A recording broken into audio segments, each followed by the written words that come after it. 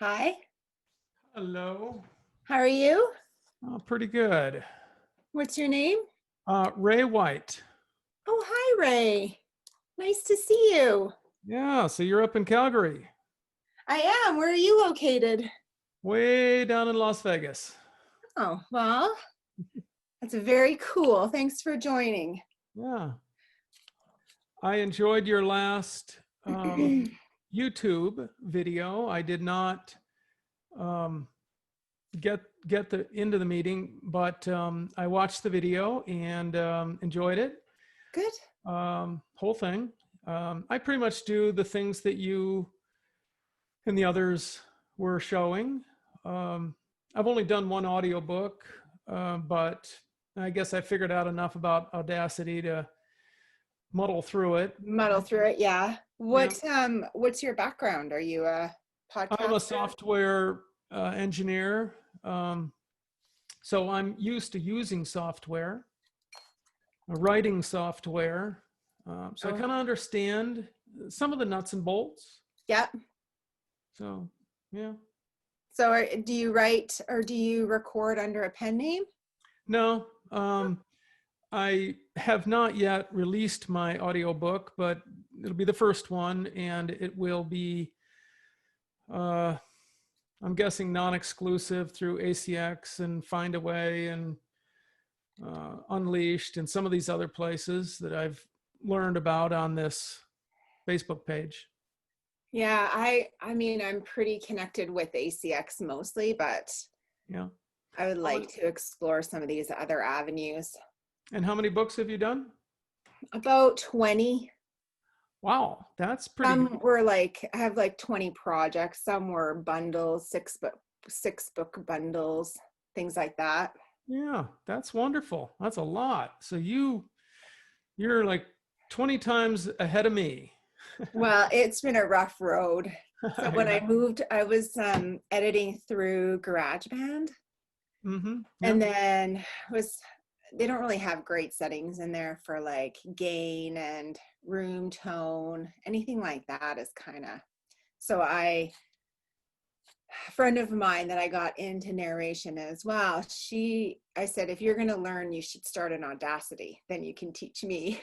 Yeah. All right. Plus it's nice because it's open source, right? Which Yes. you'd be familiar with. So Yeah. they're constantly improving their interface, which is really Yeah. nice. And they seem to have good wiki pages, which some of your other attendees pointed out last time that they Mhm. found these settings on the wiki pages. And if you follow those steps, gee, things work out great. It can be so user friendly once you kind of get through some of that lingo. Hi, Yeah. Liz. Hello. Hi, how are you? Oh, doing well. Getting some work done. Good. Well, welcome. Thank you. Hello, Liz. This is Ray. Hey, Ray. How are you? Good. Your video's not showing yet? No, I don't think I'm going to do a video. Okay. Okay. I'm in my That's no PJs. problem. No problem. So did you have a chance to watch the first session, Liz? No, I didn't. I didn't know Okay. there was one. Oh, I sent out a follow-up email just so that there's quite a few new people from the previous session joining today. So Oh, I gotcha. sent a link out to the original session just to kind of give you some background on how it went and all the stuff we talked about. It was very involved, as this one will be as well. Excellent. Is that So where are you located, Liz? I'm in Indianapolis. Oh, cool. Yeah. Very cool. Midwest. In Where are the you Midwest. located? I'm in Calgary, Alberta, Canada. Oh, right. I read that in the email. Okay. Yeah, Excellent. sometimes it's hard to like figure out the time zone, so I put my city and everything in there to help with the. Right. Yeah, that's how I figured it out. So Good. that was useful. Good. Well, and we have daylight savings time here. So right now we're in daylight savings time, but come November, we'll be back to Mountain Standard Time. Oh, right. So Indiana does a weird, the line, and I grew up in Terre Haute, which happens to be just about on the border with Illinois in the west. So we have a line that I forget where exactly it is, but basically we're almost stand 1 foot in one time zone and the other in the next time zone. So oh, that was always interesting. interesting with daylight savings. Yeah, we have a city in Alberta that's like that as well. There, it's right on the border. Mm. And like one side is the legal drinking age is 18 and the other side is 19. I bet there were some kids that were sprinting maybe for Yes, one of the... there was some kids sprinting. Actually, I'm quite familiar with Terre Haute. I read this Oh. book from one of your local authors, and she wrote a book about her great grandmother's house, which was based in Terre Haute. And there's all kinds of references to Ford Theater and all these like carriage trails. It was set in the 1800s. Oh. Her name is Margaret Eckhard. Margaret Eckhart. I have not heard her up. You should look her up, Liz, because her history in like Indiana area is prevalent. Really? That's so funny. I have never.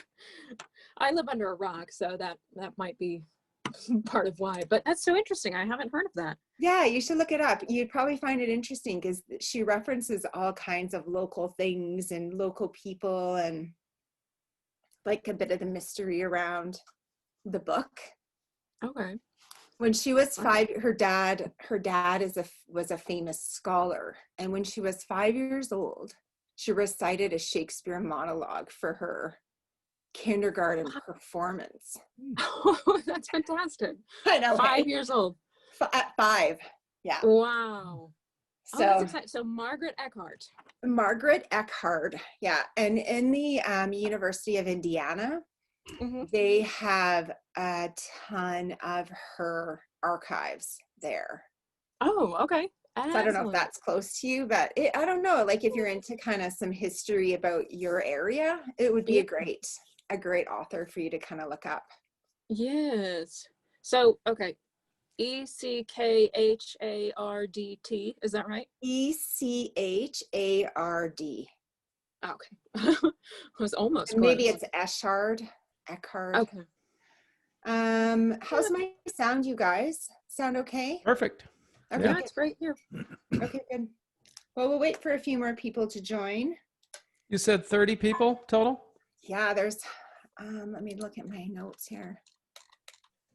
36 people. Nice. So we'll have people come in. When we get to about a dozen or so, I'll start muting people. Yeah, everybody will just mute themselves, hopefully, and then, won't be too interruptive. We have a few minutes. So how many books have you done, Liz? Are you kind of new to the... Let's see. With AC, probably about 30. Oh, wow, great. Yeah. In different genres, or like where do you kind of focus your attention? I do mostly nonfiction. I just got a job with, excuse me. I just got a job with a production company out of New York that does all nonfiction, and but it's fun because the book that I just got is it's from Google. It's kind of an internal book and how to, and I get to get my nerd on, so that's pretty fun. Oh, that's fun. Yeah.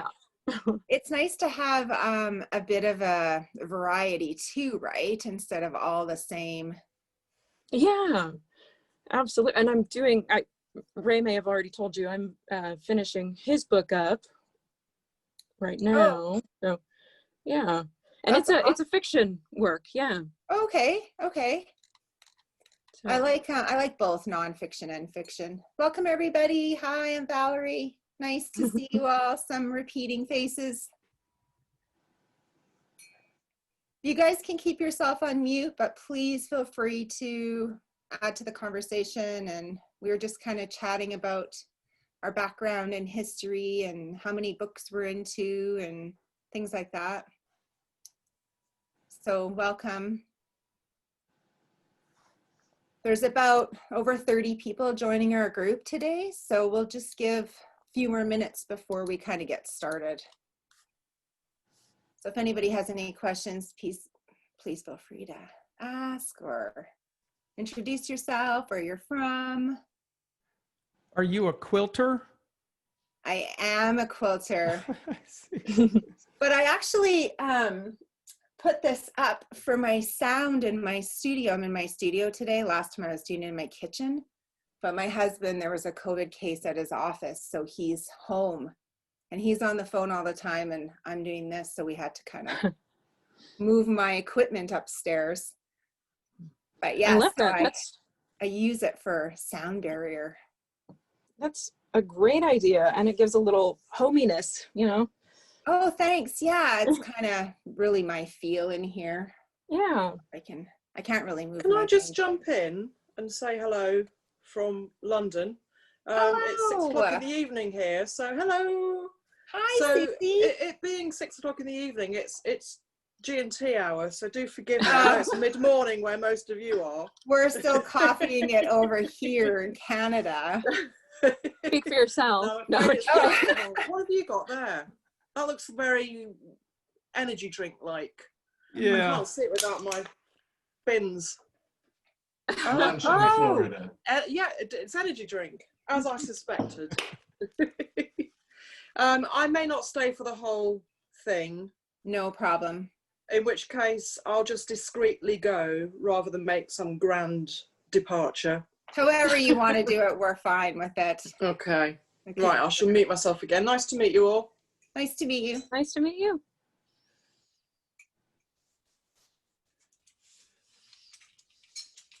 Anybody else want to introduce themselves?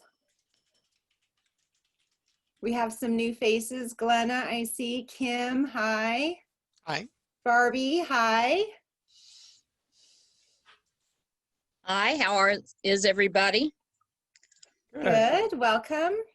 I'm excited to learn all this new Audacity stuff. I'm new to this whole thing, so Have you done any audiobooks yet? no, but it's on my list.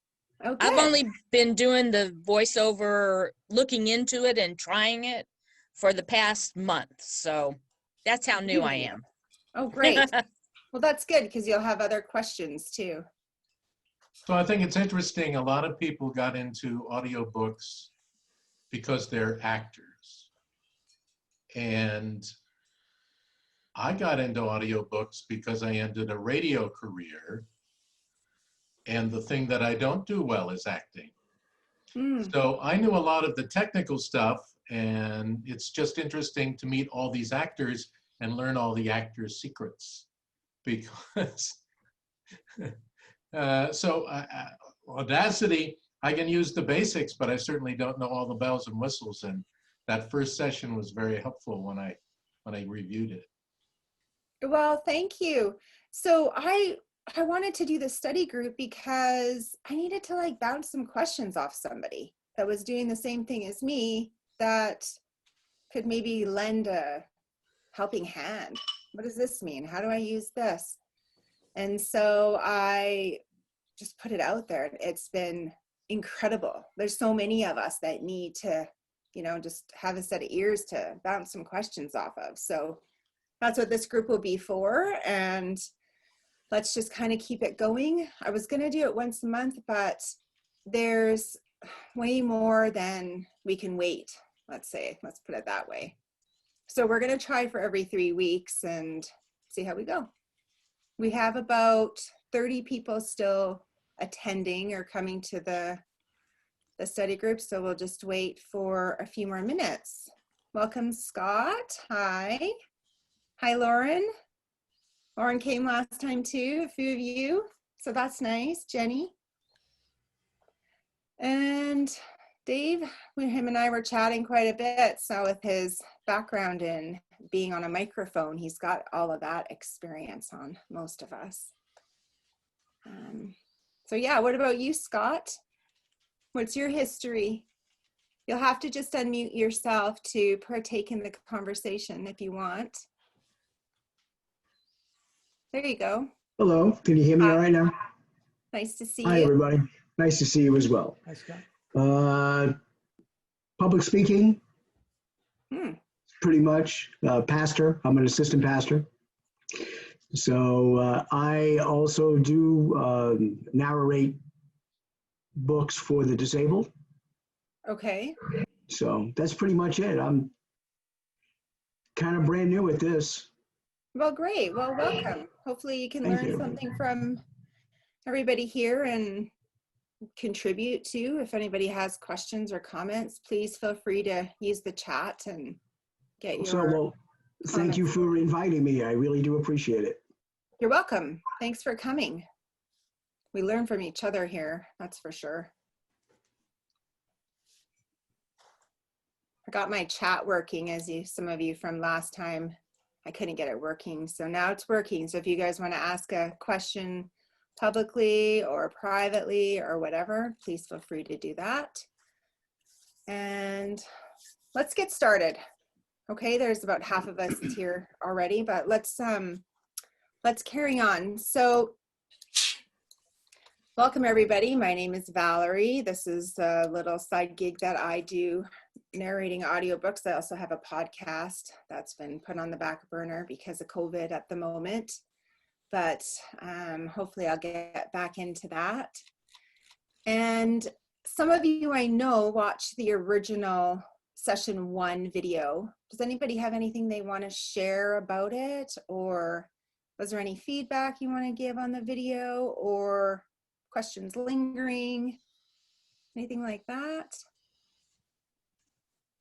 Nothing? Well, I'll share one thing that I learned that I thought was super valuable. And I just want to open up an example here for us to use, because I thought, you know, I might be able to get my, sorry, I'm just going to open this while we're still waiting for more people to come.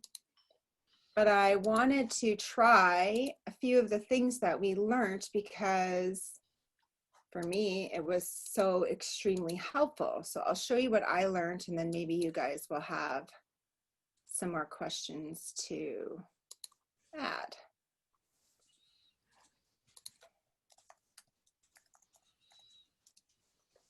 I was doing some editing before this, so I had it open, but now I had to shut it down.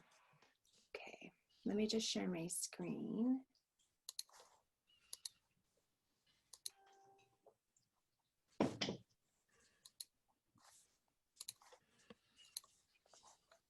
Can everybody see the screen?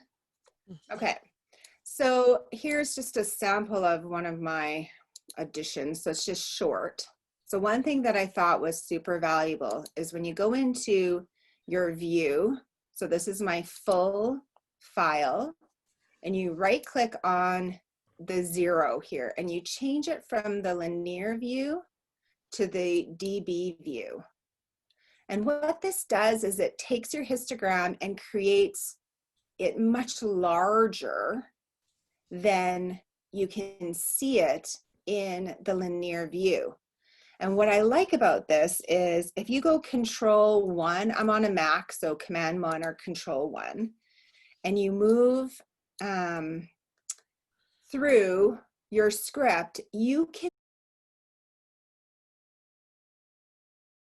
see so well little things that, or little blips or little anomalies within your background or within your script together, which I absolutely found so valuable. You don't have to go through every little thing because they're so obvious now. The other thing that I liked was, so you could go into DB and then you could also zoom this as well. And that to me was so great because, you know, the little tiny things that you want to highlight, like your breaths or funny mouth noises when you start a sentence or finish a sentence. You want those things to be highlighted. But the natural areas, you don't necessarily, because you want to keep them in there. That's your natural voice. So I found that super valuable. The other thing I found valuable was learning limiter. So limiter, one of the guys in the last session set up my numbers in here. And when you do your limiter, it just increases everything slightly and levels it out. So those were the two major things. Now, when I use limiter, I don't actually have to go through and do a declicker. So if some of you have used declicker in the past, you may not have to moving forward. Oh, Virginia. So I think, let me just look at my notes. I think that was the major thing I wanted to share with how valuable I thought the last session was. My understanding of limiter, Valerie, Yeah. is that it brings up the things that are soft and brings down the things that are loud. That's correct. So one of the problems with that, of course, is that it will bring up noise. Right. So when we had our last session, one thing that we talked about, which we will touch again on, is when you use compression and noise reduction, and where in your routine do you actually use it? So that's one of our topics that we'll go through, but did anybody else find anything useful in our last session? Hi, some of the people that are just joining us, welcome. Okay, let's get into question number 1, processing edits. So when I record into an H6 Zoom, so an exterior hard drive recording, because when I do podcasting, I like to be able to take it with me. So I just kind of set it up in my studio that way. And then I take the SD card out of there and I put it in to my computer, and then I copy it over onto my hard drive. Then I edit it that way. So when I go in and I do punch and roll a bit, but I can't punch and roll over top of my existing recording in my setup. How many of you guys do punch and roll? You? I Okay, do. great. Okay, great.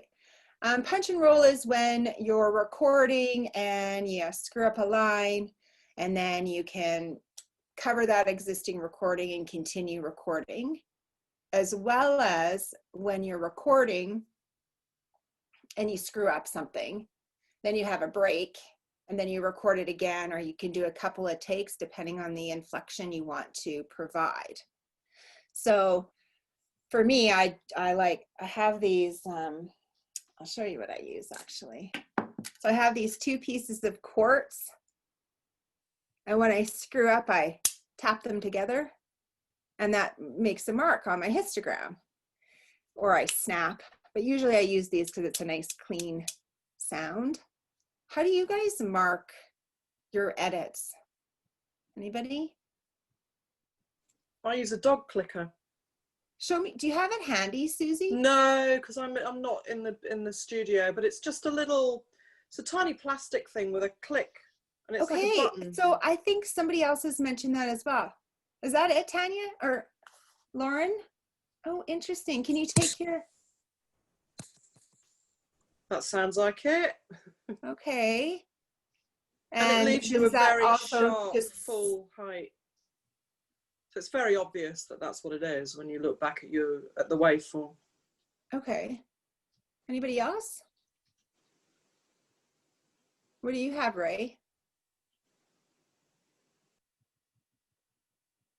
A dog clicker? Yeah, little dog clicker. Huh. Where do you guys get these things from? Amazon for $4. Amazon for $4? Yeah. Okay, well that's a really good tip. Anybody else? Lots of dog clickers, hey? Are you guys also dog owners? No. Yes. Okay. I have a cat bell. It's probably not as effective. Okay, so when you go in and you do your section of your repeat, and then you go down and you're doing your editing, and then you find a different area that has an error in it. So you're like, oh shit, now I got to go up and copy the, record this section. So then when you go to splice it in, how do you get your levels to be the same as the original recording? What do you guys play with to figure that out? Anybody? I think the punch and roll method kind of helps out with that, because it plays the previous 3 or 4 seconds back. So you can kind of, you know, listen to your previous part, maybe say it along with it, and then continue. And I think a lot of times, you know, when you're recording, as everybody knows, probably, you're your worst critic. You notice the things that nobody else will notice. So I think a lot of times, even if you're slightly different, it's probably, I've found at least, not noticeable to somebody else. Yeah, I think the thing that is probably right. noticeable is not volume, but treble and bass. If you're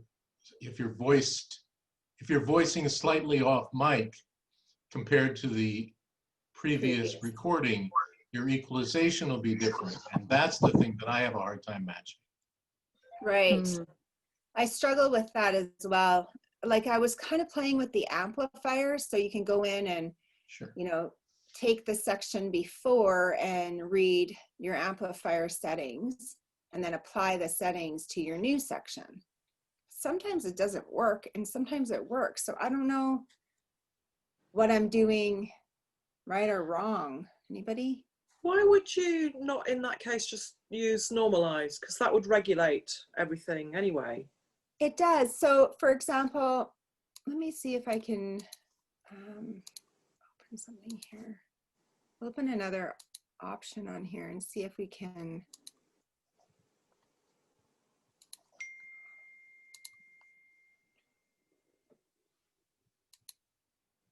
Like, I don't have anything to splice right now to show, but if I can I know I definitely can normalize for sure, but it's when you're going in and your new one is louder. So say I recorded it like in the middle of the day where my voice is stronger, and then my other one I've clipped in, I don't know, I just can't get it to.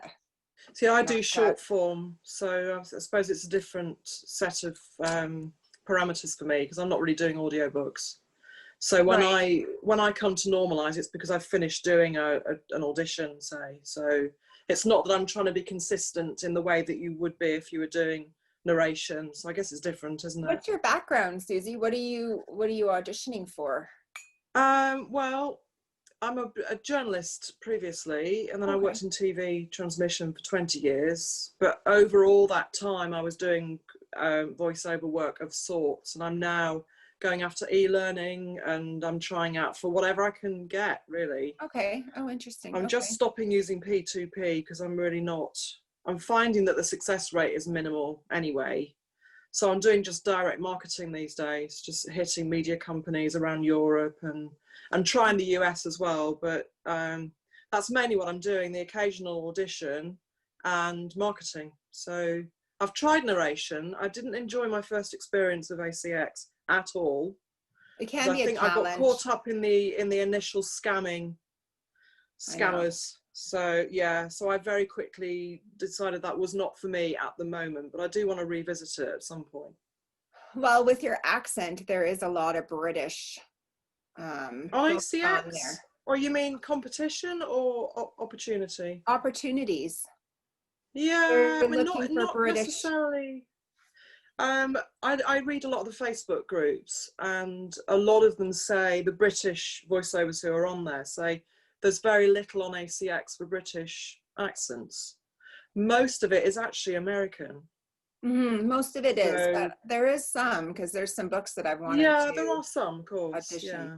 But then it's wheedling out the scammers from the genuine people, and it just, I find it's time consuming, and I very quickly get irritated by it, so then I move on and don't visit it for a while. So I'm I due think we all another feel that go, I way. think.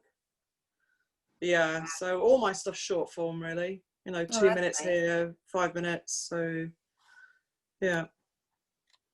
Okay, let's move on. Punch copy and punch paste. Is everybody using this little gadget? Some of you?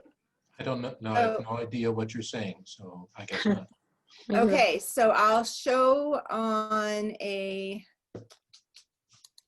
I'll go to the Audacity form and I'll share my screen.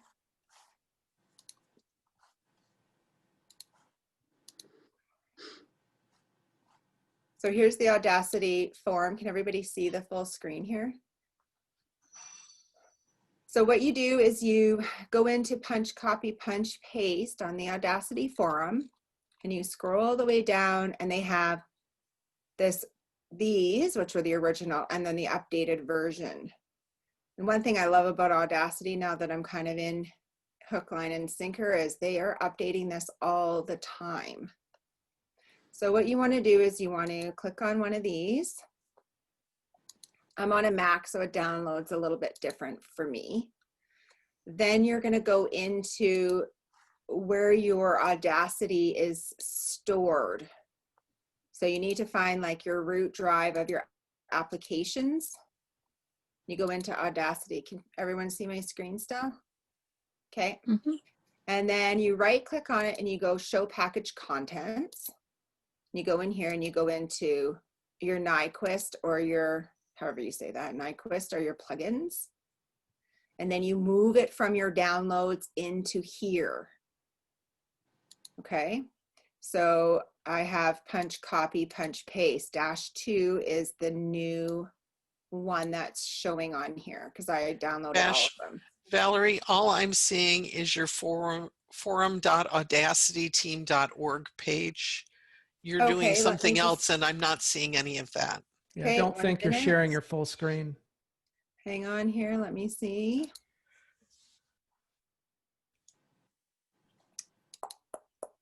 Let's try this.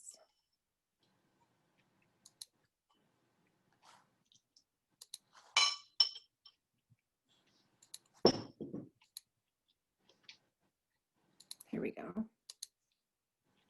Okay, how about now? Better? Okay, so here's where I went. I went to applications, then I went to Audacity. You right click on Audacity, show package contents. This folder will open, and then inside here is all the back end of Audacity. So if you click on plugins or Nyquist, this is where you move from your downloads into these folders. So if I go into plugins, I can see the declicker here and, or sorry, punch, copy, and punch, paste. Okay. You guys can unmute yourselves unless it gets a bit crazy. I need some feedback so I can understand if you can hear me. So then, I don't know what punch, copy, and punch, paste is. Okay, so this was in our last session, Liz, where we discussed this. That's okay. So I'll send a link out to the previous one, or I think I did. And please go through and watch that because some of your questions maybe will be answered. But Yeah. this is one that we talked about that we didn't really know in their first session. Gotcha. And so I did a little digging on it to figure it out. Ah, gotcha. Can I give you my email address? Because I'm not on the original list. No problem. Ray passed you on to me. Maybe just text it or put it in the comments, or we can talk after. Okay, so once you guys have it moved in here, and I'll show you what it does. So I'm gonna stop sharing this screen so I can share a different screen.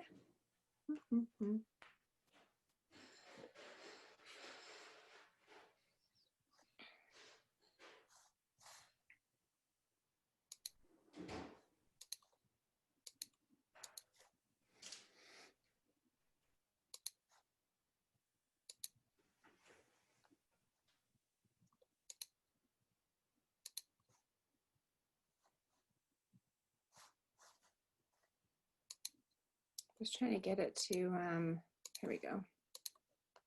Okay. So I changed this to dB because I like it nice and big. And then I can tell that's just breath or exterior stuff I don't need to pay attention to.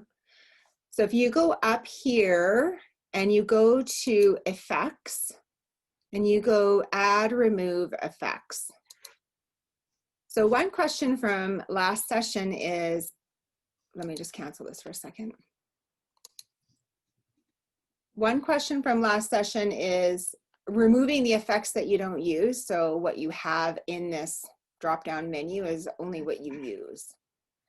So when you, go ahead. I said that's a great idea. I know, the list is so long. You have to like scroll through everything. So I go in here and you go add, remove. Now I have to stop and share my screen again. So hang on one second. That showed up. Oh, did it? It did. Oh, so can you guys still see this then? Yes. Okay, great. Okay, perfect. So you go through here and you can see all the new ones for Apple are in here. And you can scroll down and I'm just going to find my punch copy paste here. And you have to make sure it's enabled or disabled. If you don't want it to show, disable it and then it will be removed. I'm going to actually remove one in here that I no longer need. So let's see here. Silence Finder. I don't know what it's for, but I'm just going to disable it for right now. And then click OK. Oh, that's weird. Okay, let me go back here. And then I go into Effect, and these are the ones that are showing here. So I have my punch copy, punch paste showing now. So what it does is, if you're in here, Command 1 will increase your file and spread it out and make it larger so you can zoom in basically. So if I wanted to punch copy, punch paste this section, I go into Effect, punch copy, and it will ask you, do you want a loop? Do you want a linear? I don't know enough about this yet to be able to tell you what to use. But you can say save or replace. So if you want to copy an area that is a quiet space, let's just test this out and see. So I'm going to leave it like this. 2 seconds copied. And then I'm going to go over here. And let's make this 2 seconds. Effect. Punch, copy, paste, paste. That didn't work. Let's see. Punch, copy, paste. Copy, replace, copy, save. Anybody know why that didn't work? It's supposed to copy a section length and insert that same section length in the paste area. Valerie, Yeah. this is Ray. Yeah, Ray. It does not extend the recording time. It simply replaces your selection. So you can copy. Oh, right. Okay. Yeah, you can copy 2 seconds, but paste over just a 1/4 second. Whatever I've selected. Yeah, so you can use that to replace, I use it to replace breath sounds with room tone. Right. So I will try to copy about 3 seconds. One of the values of copying a longer time is that you don't get repeating patterns that the human ear can perceive. Mm-hmm. So if you copy, let's say 2 or 3 seconds, and then punch paste 1 second, it'll take just a portion of that and it'll replace just that 1 second. You're right. I So the forgot about longer that you can part. copy, the better. So anyway, yeah, that's why it's not doing that. So Does that make Ray, sense? Yeah. the advantage of this, as opposed to just simply copying a section and pasting it in, is what you said. You're not changing the length or the timing. Correct. Correct. It does not change the duration. It simply Because replaces otherwise, it's that the portion. exact same thing as just copying Yes. something and Copy and using paste. regular Like copy for and like. paste. So this is copying whatever and putting it in a placement that is a different length. And does what you put in copy paste stay there your entire editing session? Yes. Yes. Even if you copied something else using not copy paste, but the regular copy feature? There's Well, two if you were to clipboards. oops, sorry, Ray, go ahead. Well, there's two clipboards. There's one for normal copy paste. And there's a second one for punch copy. So the answer is yes. All right. Right, two. Good. Sorry. So I thought that was a good, I thought that was a good plugin to use. Absolutely. Yeah. That's And terrific. one thing in our last session is one of the guys commented about when you're like, what's the spacing? This was something I struggled with. Like, how do you know what your spacing is? And if you don't have enough space in between a sentence, let's say, versus a paragraph, what should that be? What's that magic formula? And so one of the guys said you should have approximately 1 second or 1.5 seconds between paragraphs and 0.5 second to 0.7 between sentences. So I think it's based on your natural reading capability and how fast you read and how much you pause. I mean, I think it's got to be based on you. So I went through some of my auditions, you know, because they're nice and short, to see how much space I had in between a sentence when I was reading naturally. And I used that as my gauge for after a sentence, although I don't change it unless it's longer than that section. And then after a paragraph, I used to do like 2 or 3 seconds. Now I'm doing like 1 to 1.5. What do you guys do?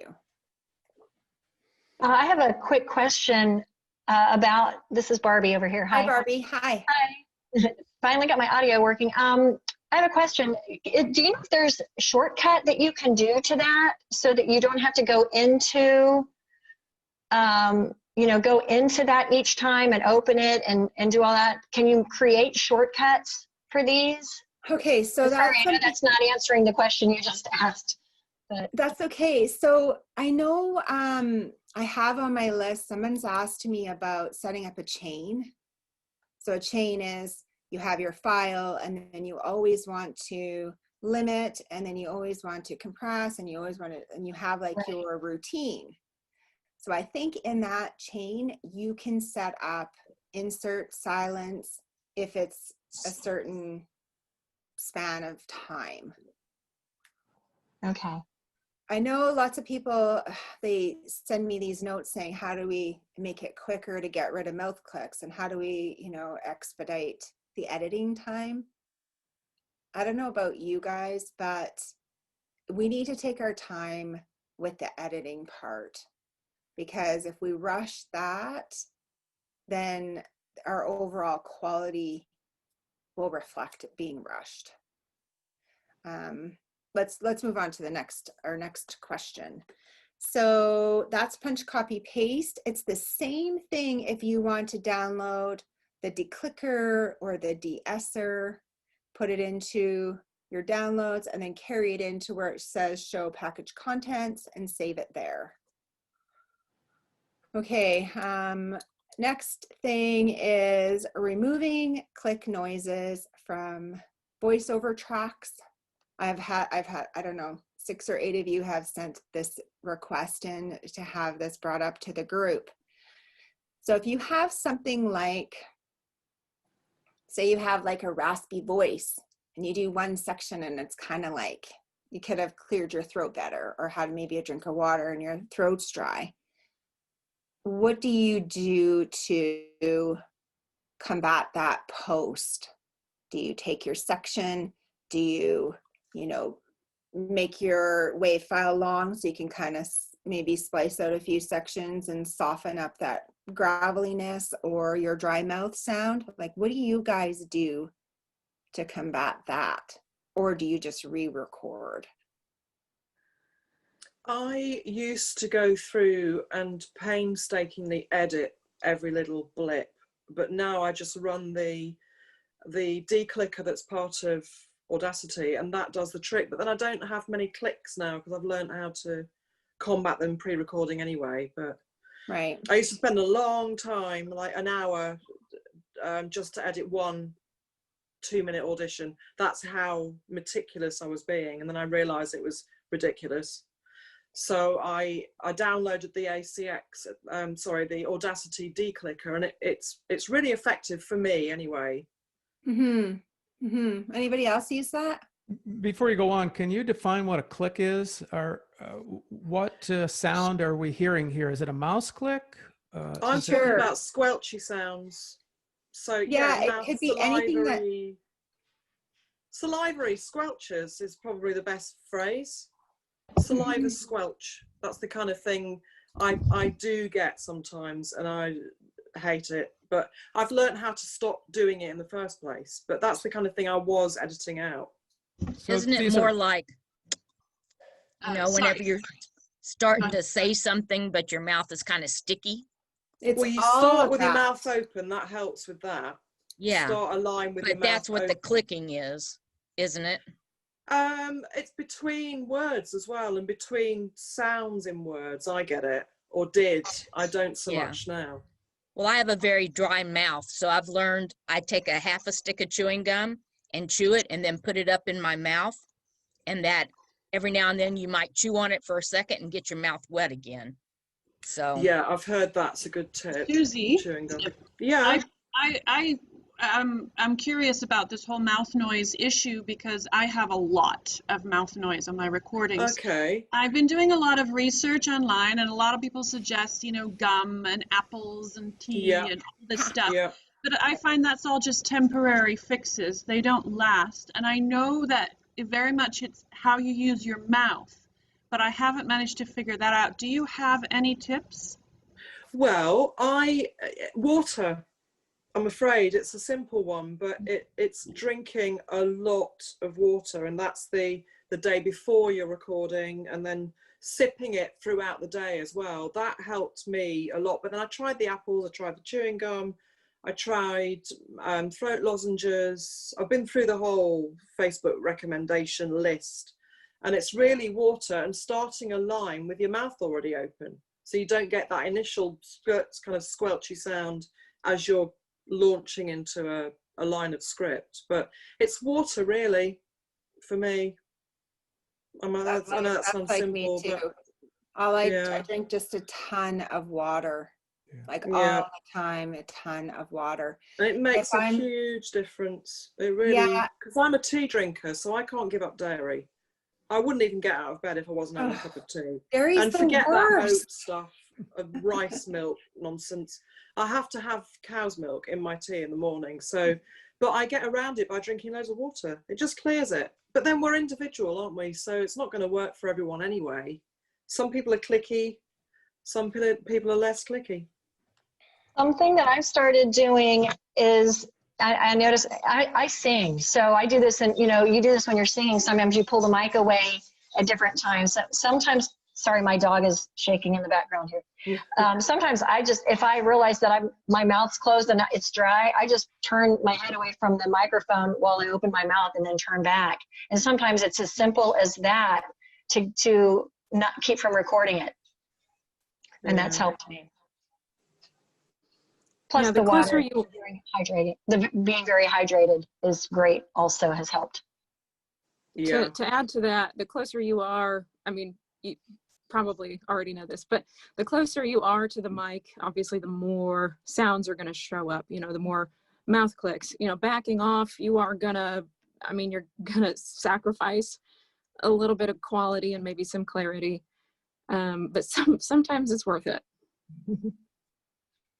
I know somebody else posted on the ACX group or one of the voiceover groups about different times of the day.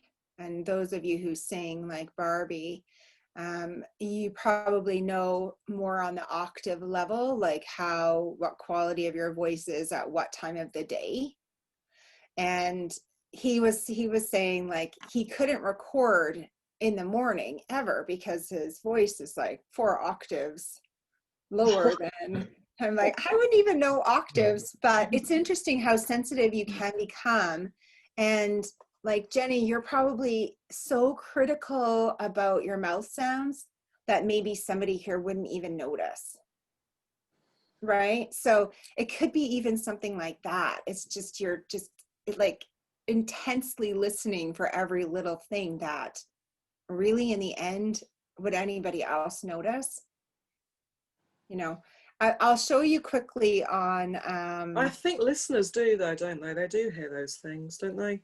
Critical listeners would, but you know, especially us that do this, you know, as a side gig, or maybe some of you are full time, that most people wouldn't notice that. In the kind of work that I'm doing, or the kind of auditioning I'm doing, that you don't leave squelchers in, so you have to. And I listen with headphones to. Sorry, I'm not saying leave them in. I'm just saying Jenny might be oversensitive about how many are actually an issue. Yeah. Okay. So here's like an audition that I did. And if I was to apply, so I haven't done anything else to this, but if I went into Effect and hit de-clicker, you can do a preview of it. And the settings that I have on here are settings that I found from somebody online. So if I was to take a section of this, let's see if we can play this. The breeze that had warmed her moments ago now chilled her wet legs. The figure had been coming from the direction of the demon's cave. She had always discounted the stories about this. Okay, that's enough. I feel like I'm being scrutinized. No. Okay, so we could hear a few things in there, right? So if I take this and I just want to do that one section. And you go Effect, and we hit de-clicker. I'm going to leave my settings as they are. And it runs through, and you can kind of see in the WAV file, it just adjusts it slightly. And now let's hit play. The breeze that had warmed her moments ago now chilled her wet legs. The figure had been coming from the direction of the demon's cave. She had always discounted the stories about this beach being haunted. Had she little softer, right? But not where it kind of changes my voice. Something. Valerie. Yeah. Can you show us your settings again? I want to take a screenshot of that. Oh, sure. To me, that's one of the hardest things with all of these plugins is knowing, and all of these features is knowing how to adjust them, you know, just playing with them enough to have any idea. And like how I speak, I have a very sharp S, and I have, my pronunciation is really strong. So I feel like I do have to soften it with the de-clicker. Did you get that, Barbie? Yes, thank you. You're welcome. And then the other thing I do sometimes, depending on the area, is I will use the de-esser because my S's are really strong. This is a tricky one though, because you can go from having an S sound to like almost like a TH, it softens it too much. But if we do a preview. The breeze that had warmed her moments ago now chilled her wet legs. The figure had been coming. And then if I play it before I do the preview. The breeze that had warmed her moments ago now chilled her wet legs. The figure had been coming from the direction of the deep. Okay, and then I'll do the de-esser, and I'll just preview it. The breeze that had warmed her moments ago now chilled her wet legs. The figure had been coming. So you can kind of hear it soften. I don't know if you don't have headphones on, it may not come across like that, but it's something that for me, with the way I speak, is advantageous for me and my S's. So another plugin that you guys might want to check out or play with, easy to download, go into your package contents. Other things like, let me go back into here. So breaths. One thing that we talked about in the last session was using amplify to soften the breaths. Remember, we are human beings reading stories and we need to breathe. So it's however you want to put your breath in that makes sense when you're speaking. So at the beginning of, let me make this bigger. At the beginning of a Amia? if I can find one now. What I would do is I use the amplifier and just softened it. Sorry, I just want to see if I can find a breath now. Valerie, do Yeah. you soften them because they're part of the performance and you want them to remain? Or are you doing it to essentially get back to room tone? No, because I want to keep them in. So for example, if it's this is just my opinion, and you guys please share your opinion with me. If it's a conversation and someone's speaking and they are saying, I want to go to the bathroom because I have to write my exam, obviously you don't want to keep that in. But if it's a conversation and somebody's taking a breath and then this and this and this happened, I think you need to keep that breath in there. So that's part of the performance. The Right. breath itself is part of the dialogue. Yeah, you're conveying information by the way you breathe.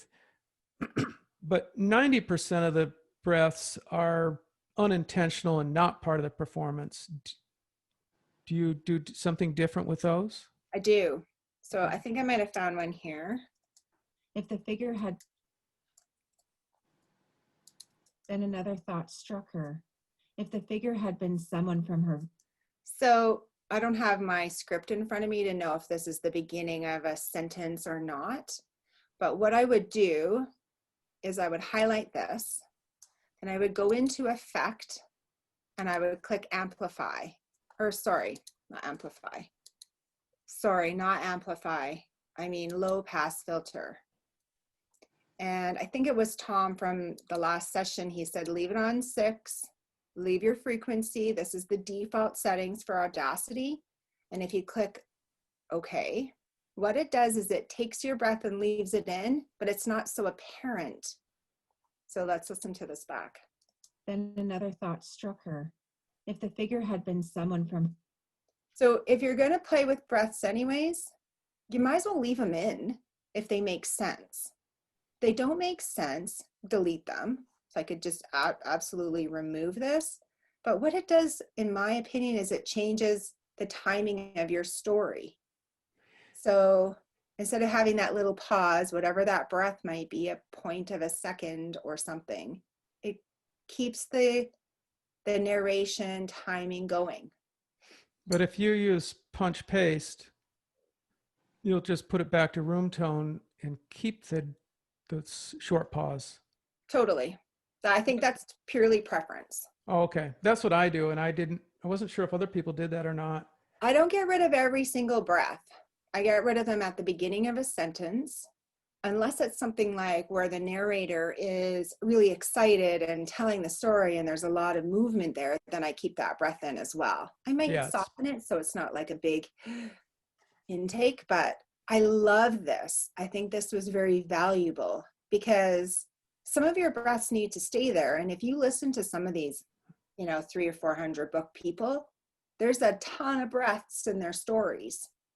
So it's what you feel comfortable with and how you want to play with it. But I thought that was very valuable instead of removing them entirely and keeping them with a bit of flow. I mean, you're going to have your own flavor for the way You that. also, can't you also use noise reduction? Wasn't that part of the You first? can. Yeah.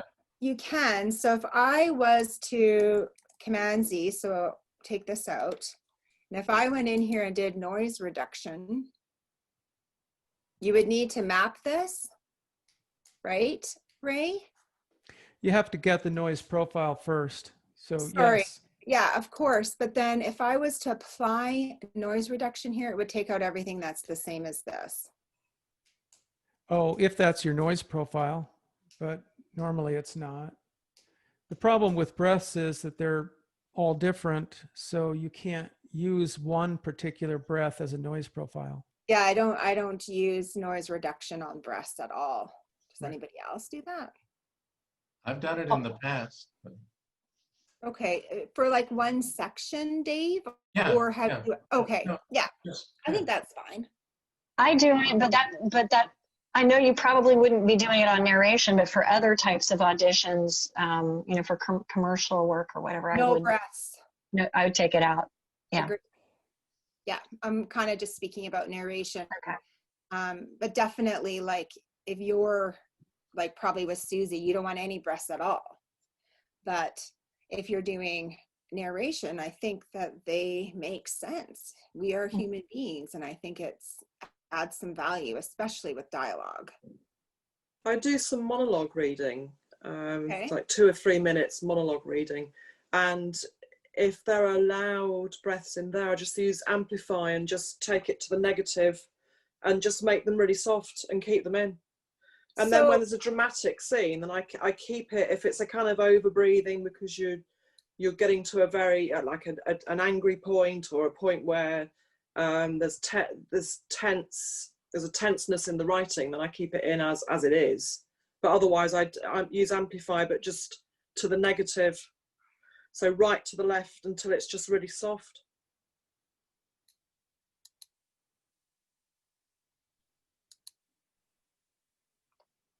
So what would So be it makes it look in the amplify? waveform, it looks like it's gone, but it hasn't. It'll be there, but just gentle.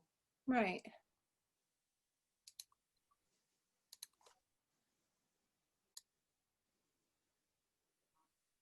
So do you move your top number to the negative or your bottom?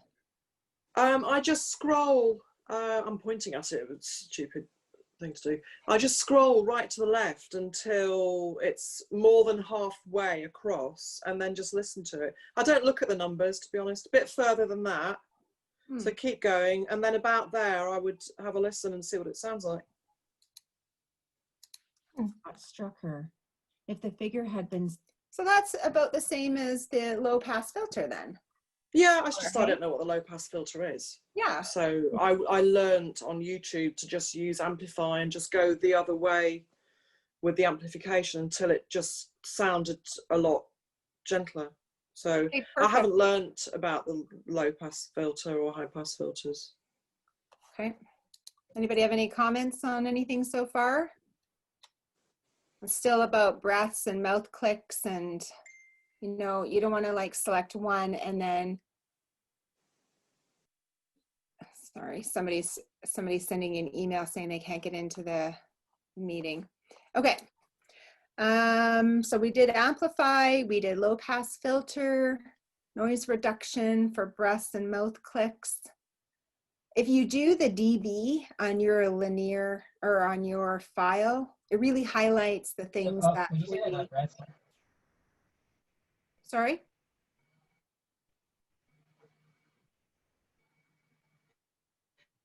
I think that was somebody's secondary noise in the background. Oh, okay. I thought somebody was mentioning something. I think I'm cutting in and out. Do you want to just send it as a chat, maybe, Connor? Your question? Or can you hear me now? I can, yeah. Yeah. I was just asking, like, for breaths, is narration probably the only form that you consider leaving them in? as opposed to like, yeah, like you said, commercial work, like e-learning and different stuff. You generally take them out. Like for when so I've done e-learning as well as narration books, and I think it just depends what you're reading. And you know, if it's an exciting dialogue between two people, I would leave them in. If it's before a sentence, I would get rid of them. If it's like a commercial, you don't want any in. Unless it's conversational and for the same reason you Yeah. Agreed. So it's kind of like if it's a dialogue that's supposed to be kind of natural, two people talking to each other, then it's kind of a part of the story. So it's kind of and like some of their rights holders I've noticed too will actually put in there they want it conversational. So that to me says they want it a little more natural in the reading, not over edited with the breaths, and but you would have to confirm that with your rights holder. Right. Cool. Somebody asked here, when you have recorded a section that has several of these clicks, noises, breaths all close together, or basically any section that is not actually speaking, what are people's thoughts on using the amplify? So we kind of went through that to lower the volume of the section rather than delete the extraneous noises. Again, that would be a critical ear, right? So if you're proud of how it, and this is my opinion again, but if you're proud of how it sounds and you just want to soften it a bit, I would say to do the amplify, or like what Susie was saying, to move that back and forth.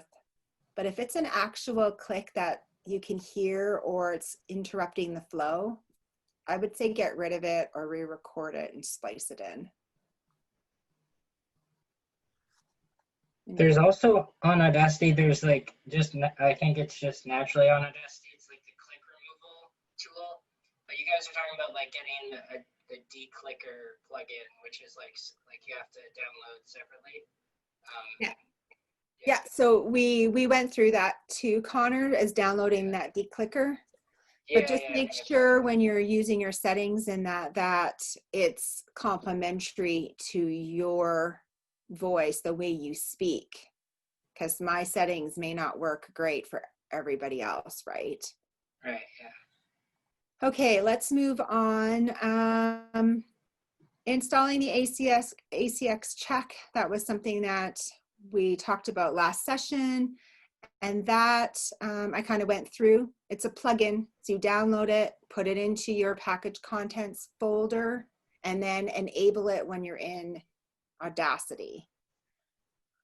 What settings do you use for noise reduction, and at what stage do you implement your noise reduction in your routine? So we talked a little bit about this in session 1, and this is another kind of comment that came up. Noise reduction, some people love to use it in the beginning and get rid of all that room tone, but the consensus was from last session to use it at the very end. So when you do your recording, if you do chapter by chapter or page by page, however you set up your recording session, what you want to do is you want to have a long head at the beginning and at the end of your recording. And leave it in there when you go through all your edits, because every time you delete a click or a breath from your file, it adjusts the overall tone on your entire file. You guys with me? So I'm going to share my screen. And this is my audition. This is an old audition before we did the first session, but I have a little bit of room tone here and a little bit here. So when you go through, if we look at this section here and I delete this, watch the whole file. If you guys delete all your clicks and sections out of this, when you're editing, it actually adjusts the entire file's overall sound quality. So you don't want to do your noise reduction in the beginning when it's super loud and you have all of this erroneous information that you have to take out of it. You want to do it at the end. So go through, get rid of all these clicks and all of your, like here's one of my clicks that I did with my either snapping or, and once I remove this, it actually changes everything.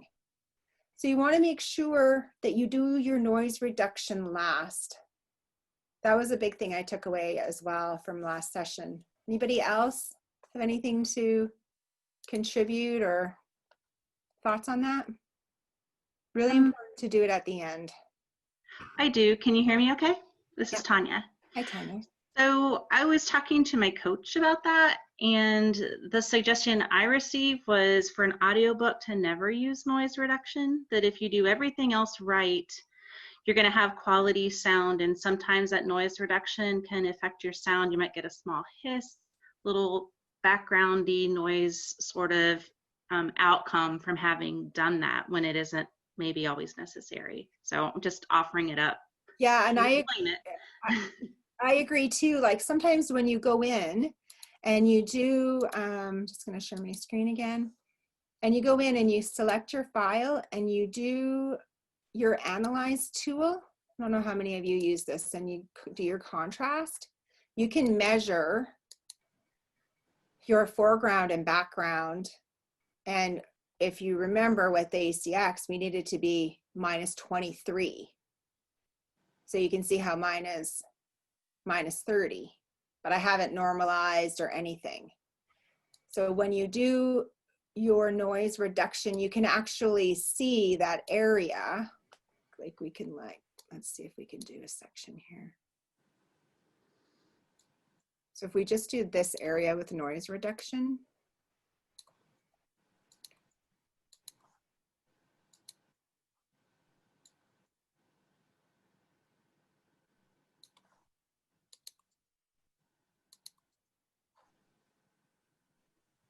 And these settings I've had since the beginning. So if you guys have better settings you can share with me, that'd be great, because I don't know how to play with this.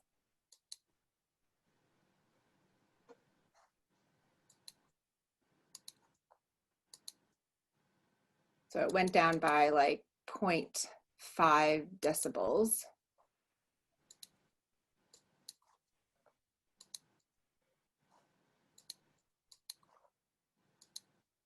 .26, so I'm still too high with this file. So then beside, I mean, I didn't limit it or anything, right? Because this is just my raw file. Do all of you use noise reduction or only some of you?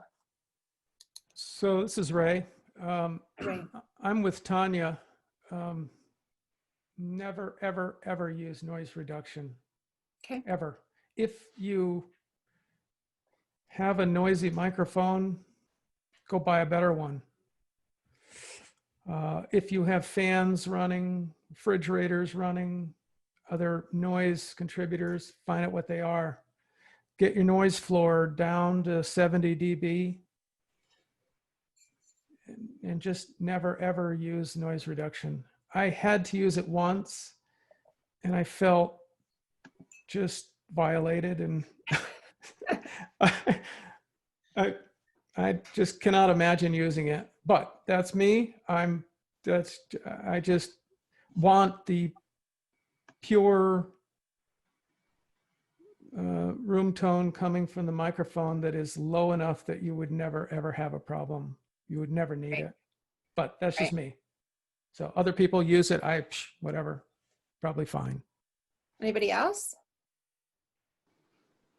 No one wants to say they use it now. They're like, I'm not telling anybody. Yeah, I'm sorry. I laid that on a little heavy.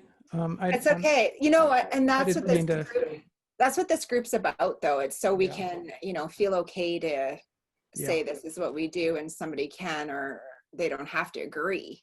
It's kind of what works for you. It probably works fine. I'm I'm just a little crazy about that. So don't feel like it's any bad thing. It's there for a purpose. It probably works. So I apologize. I shouldn't have said like that. Ray, I'm not offended by how you said it. I'm actually intrigued that you're able to not use a noise reduction, because when I just use empty room tone recording, I'll get like negative 67, close to 70, which is pretty good. Yeah. So I have a silent area, but when I'm actually in there recording, that noise tone, I don't get that. So then Really? I find I have to use noise reduction to fix, I don't know, maybe I'm too wiggly. I don't know why it suddenly increases. I'll get around negative 50, negative 48 generally when I'm in the room recording. Oh, well, that's got to get fixed. I'm intrigued about what that is. So I've kind of got to work mic around. cords or things. It can be other cords that are around and adjacent to your equipment can create a silent hum that you may not even hear with your ear. Any of this adds to, like, even my Apple Watch, I can hear once in a while will hum in my microphone. Yeah, literally there'll be nothing different in the room except my physical body, and I don't have an Apple Watch. I had to unplug my refrigerator. So here's a because workaround. it can do it. Here's a workaround that I have learned to use. So record your room tone for, however long you want to. Honestly, it's going to be the same frequencies that are present regardless, if it's 30 seconds a minute. So record your room tone with your refrigerator unplugged, etc. Save that and then create a second track have it as your settings. So you have that room tone consistently across, set it to 60 dB or below. And then for the first track, for your actual speaking track, take your noise profile from that, not from don't have it function on your room tone track, but use your noise profile from your speaking track, highlight your in between sentences, and then have your noise reduction take those out, because there's, like everybody said, there's so many variables with, what clothes you're wearing, your wires, etc., that I find it necessary to take those out and then fill it still with your good room tone. So that's kind of what I do to work around that, get the best of both worlds. Yeah, so I just use noise reduction to get back down to around the 70 that my empty room tone is. That's great advice, Liz. Thank you for sharing that. I do have a question for you guys. If I don't listen to audiobooks myself, but I have a friend who does all the time. It's kind of funny. I have a friend who does all the time, and she was telling me, we were talking, and she said, and she doesn't do voiceover, she's just a friend of mine who is an avid audiobook listener. She said sometimes I hear them talking, and it sounds like there's a different type of quiet from one sentence to a different sentence.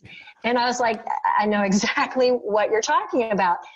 Is that because somebody was using room tone? They didn't, how does that happen? Does it have to do with what they're editing, or how they're not editing? To, like what Liz said, would be a great solution to that, I think. Because if you have that one track that is always going to be constant, and you use that as your noise profile, I would think you would be able to have the same noise profile across the board, and you wouldn't have that variance. I don't know, that's kind of a question I'm throwing out to you all, because I'm newbie. I think that's really valid, because if you're consistent with your punch, copy, paste, and using that extra file that Liz is suggesting, I think that would be very valuable. I'm going to try that.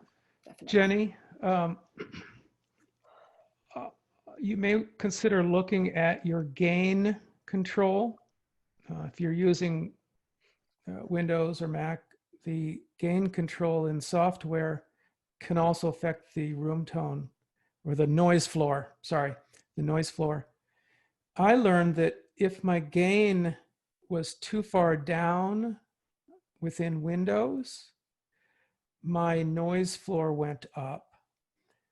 So I fiddled around with the gain control in the microphone properties in Windows. And I was able to affect the room tone just from that, oddly. So it's another thing to look at. Do you happen to know what kind of numbers you were looking at? Oh, I usually shoot for minus 70 dB. I noticed the recordings that Liz does, Liz Porter on here, hers are about minus 80. And I still haven't asked her how she did that. I'm assuming she's got a really good microphone, but those are really great. Is that what you're asking? Just for altering your gain settings. Oh, what are my gain settings? Yeah, I guess that's my question. Right. I'll have to look. I don't know. I think I set it up to about 75%. But every microphone's different. Yeah, Ray's settings are going to be different than yours. You guys have a different room, right? Different, your mics are different, things like that. But it'd be nice to have that baseline. So if Ray wants to share that, then you kind of can get a starting point too, right? I'd be curious to find out how Liz achieved her minus 80, but I don't know if any insight there. How do you know Liz achieved 80? Yeah, I have a kind of convoluted process. I record in Reaper. I don't know if which I love it. It's so intuitive, I think. Okay. And their punch and roll method is, I don't know Audacity well, but I finish things up in Audacity.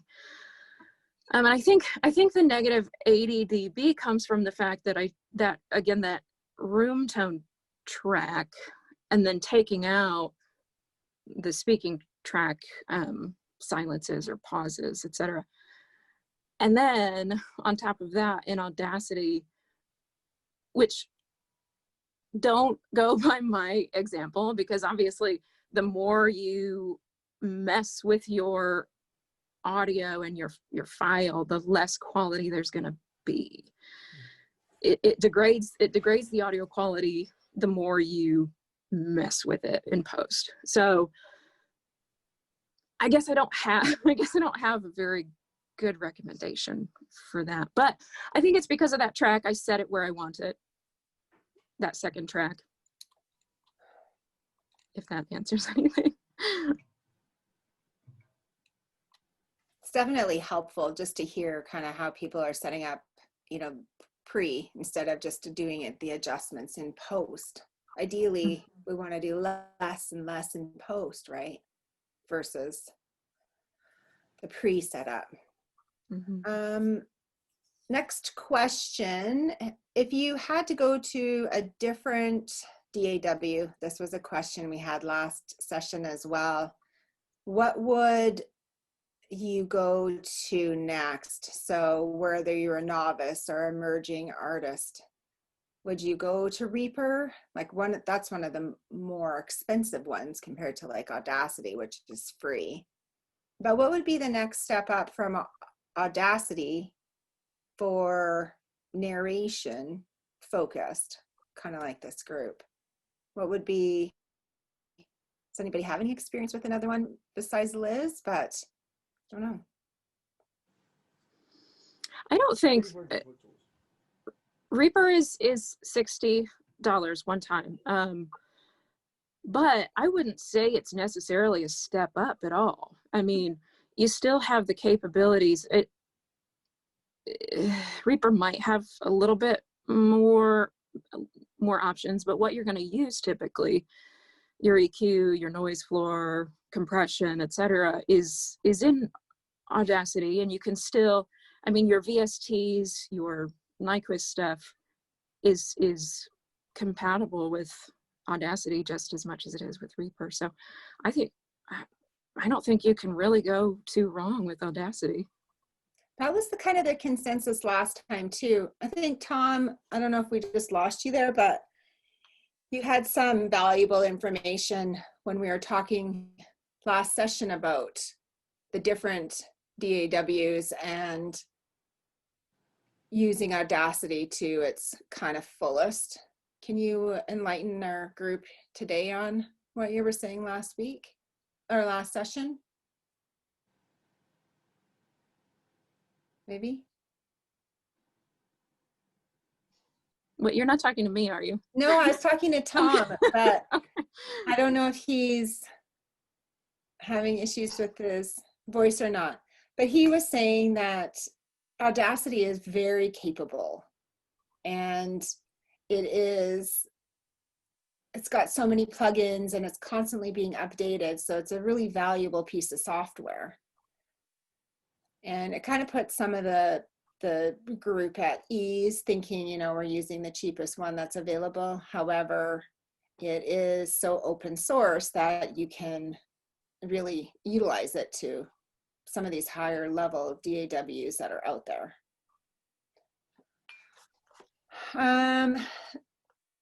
Somebody says they've been getting warnings that their noise floor is too low. We talk about this a lot. Is it because of the order in which I master the raw files? It could be because of that, or it could be because of, like what Jenny's saying, it could be in her room or her microphone or, you know, reverberation.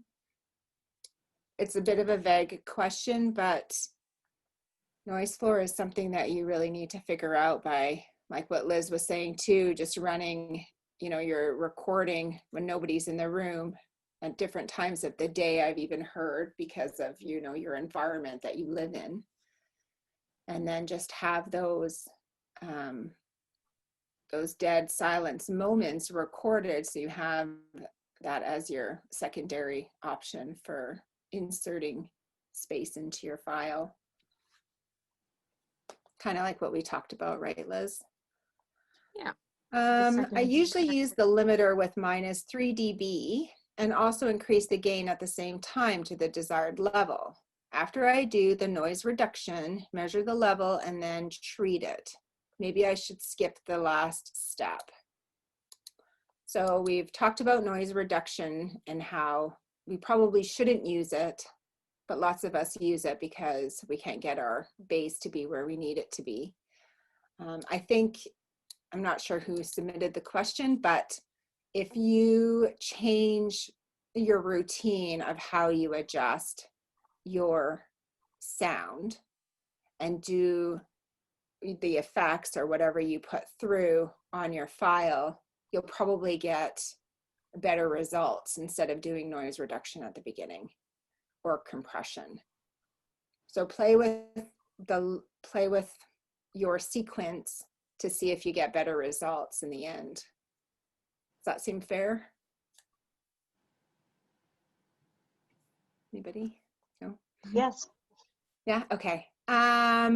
Amplify feature, I've never used it, so I don't really know what it does. Is it essential, how to use it, etc. So this person really wants to know amplify. We kind of went through that a little bit. I'll share my screen again. So amplify, if you want to amplify a certain area,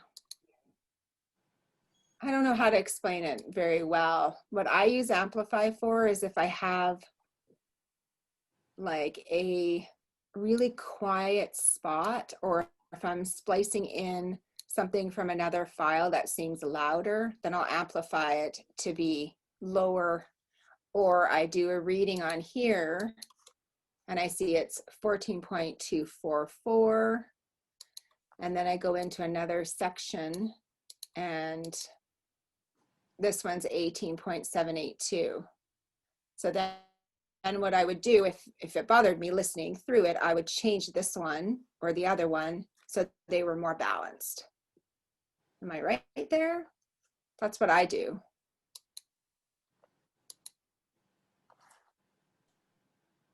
Anybody have any feedback? Yeah. Somebody in sounds last about right. session was doing math and teaching us how to count the math in it. And we were all like, what?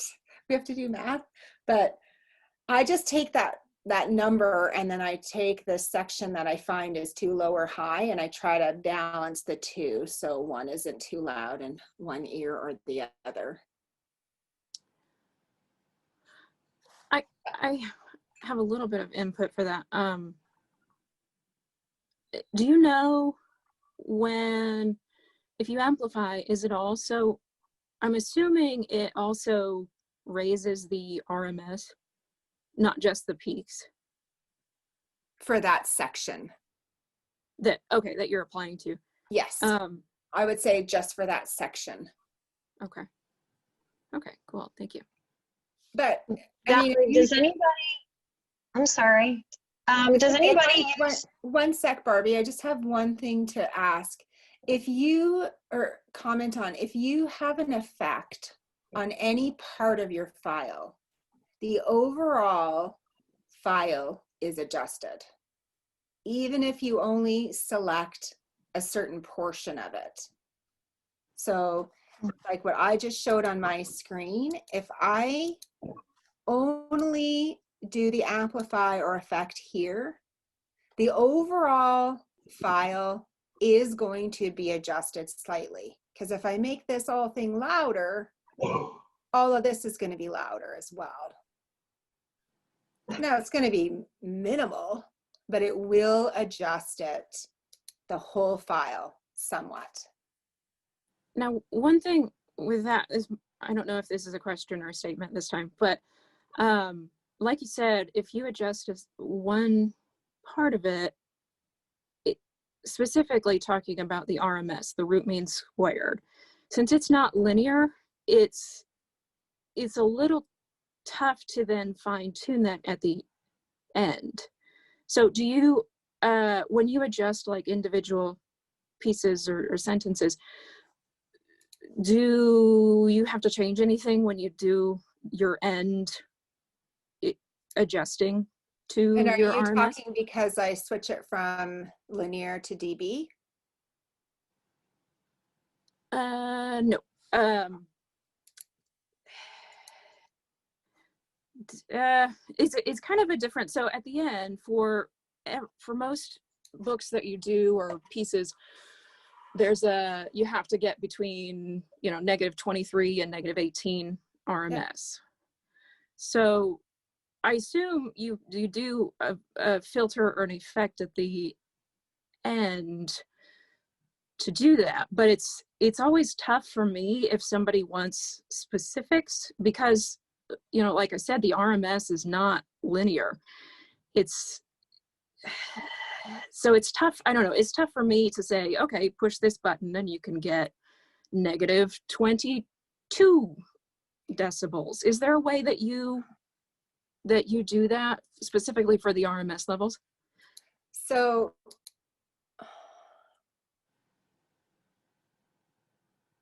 when I look at this file and it's at -23, which we need to be -23 to -18, right? Mm-hmm. So this one is showing that it's too high.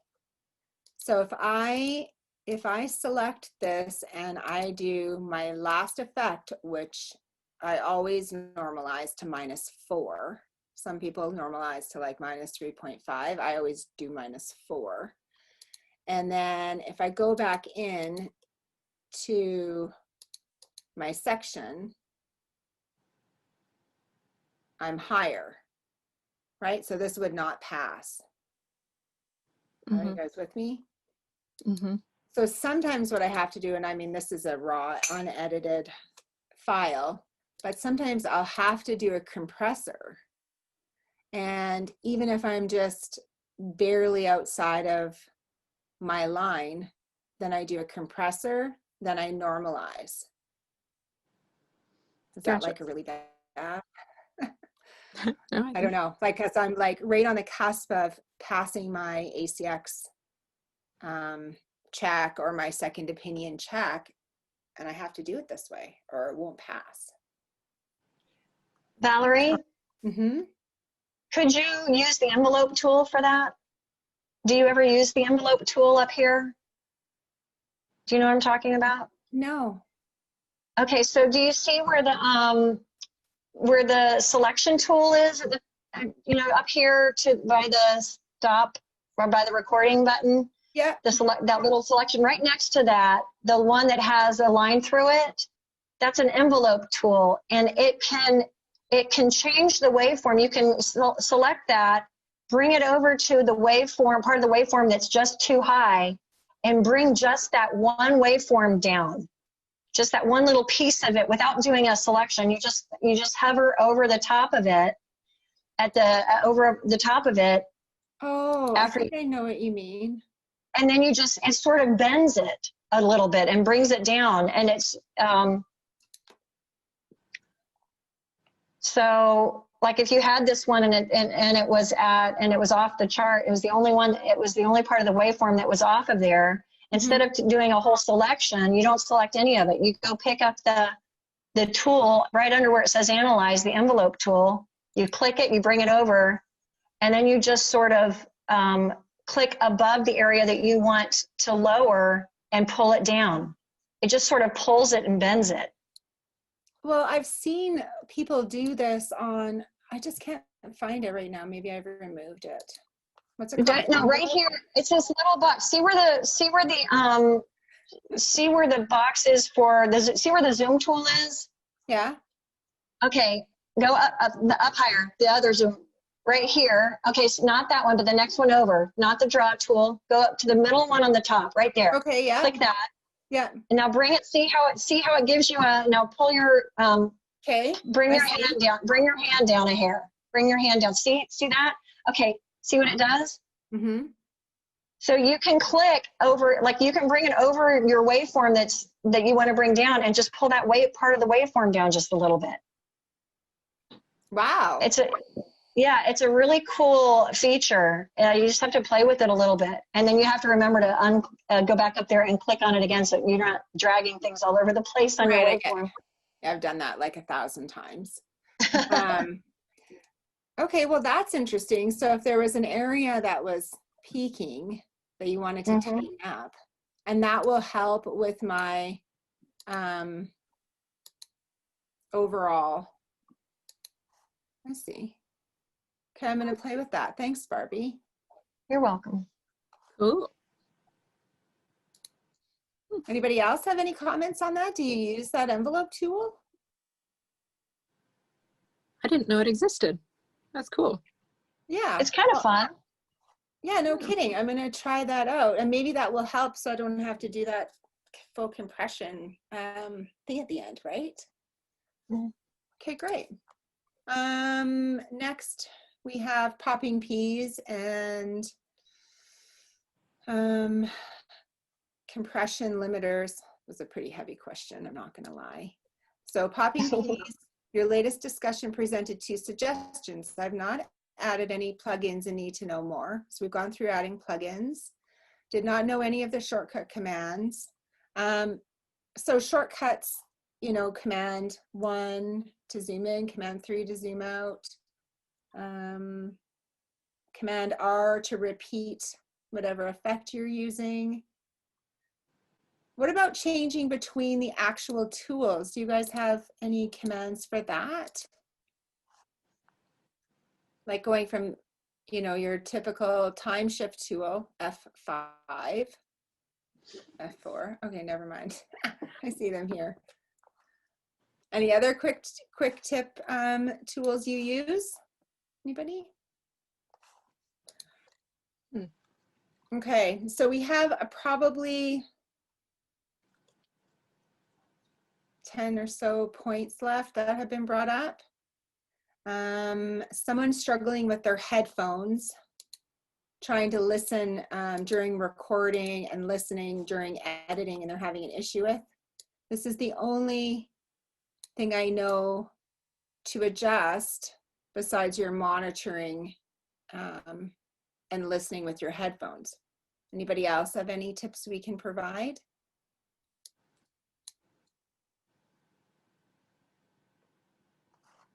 No, that's all I can think of for that question. Effects on your voice.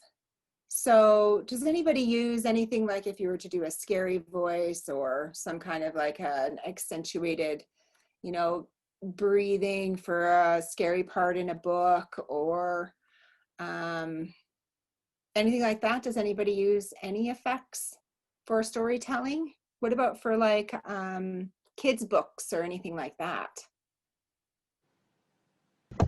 Do you mean like digital effects from the software or just Yeah, changing your like voice? exactly. Like a Well, robot I voice I or never have, but I've seen a lot of people very strongly against it. And even it says in the ACX website under their recommendations, they say don't, because it won't pass the ACX QC. So, you know, a lot of people are very much against it. It's kind of they consider it to be more like an audio drama than a book reading. right. I know I have read that as well.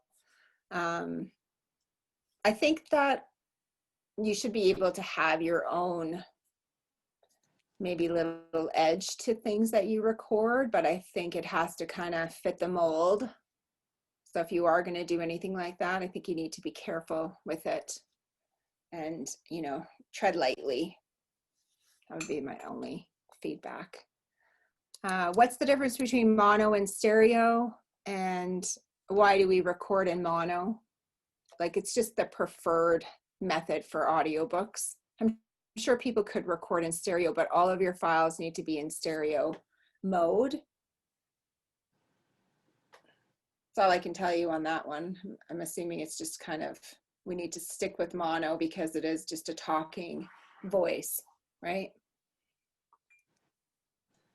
Yeah, I think the answer is that your voice is a single source and that you cannot physically get any difference between a left and a right channel.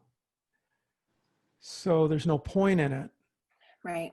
Other people claim, I've asked this question before, they claim that the stereo adds twice as much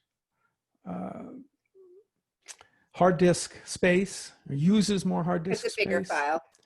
But, you know, we're into terabyte hard drives now for a couple $100. So that's not really an issue, but people do bring it up whenever you talk about this issue. They always say, oh yeah, you're going to use up too much hard drive. Well, no, you don't. It's just not necessary when you're... It's just unnecessary. You cannot get any differentiation between a left and right channel with a single sound source like your mouth. Right. I think we all agree with that, hey? Converting to WAV versus MP3. So one thing about doing any editing in Audacity is when you save your project as whatever. I don't know how you guys do it, but I always do like a -1 or a -P for when I process the edits out. Then I save that.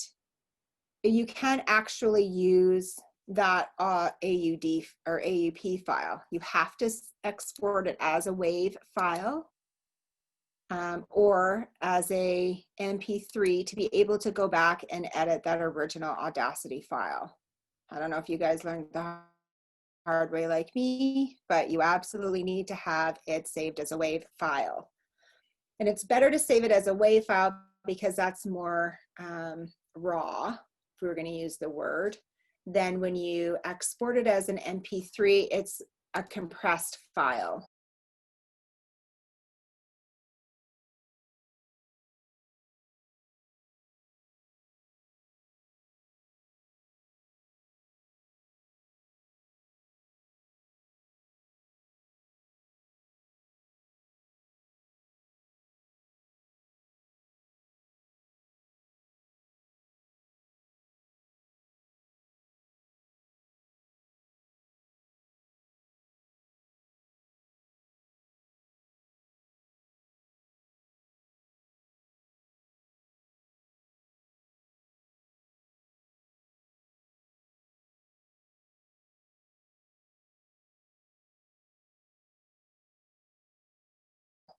I need to upload as an MP3.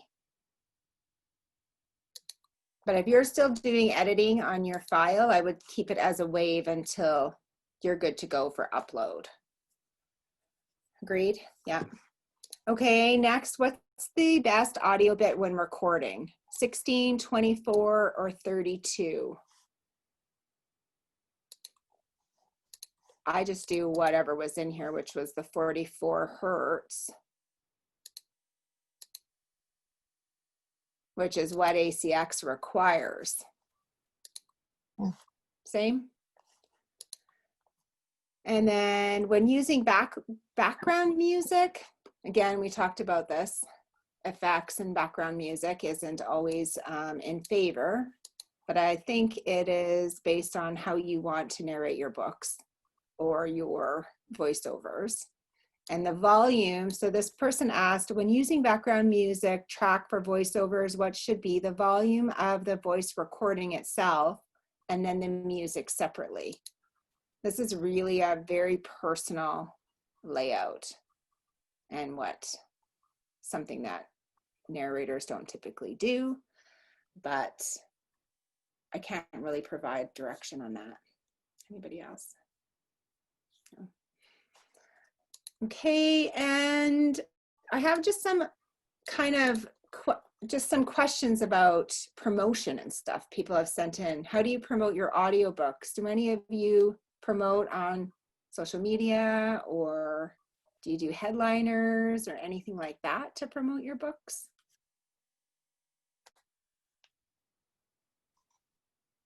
No? No?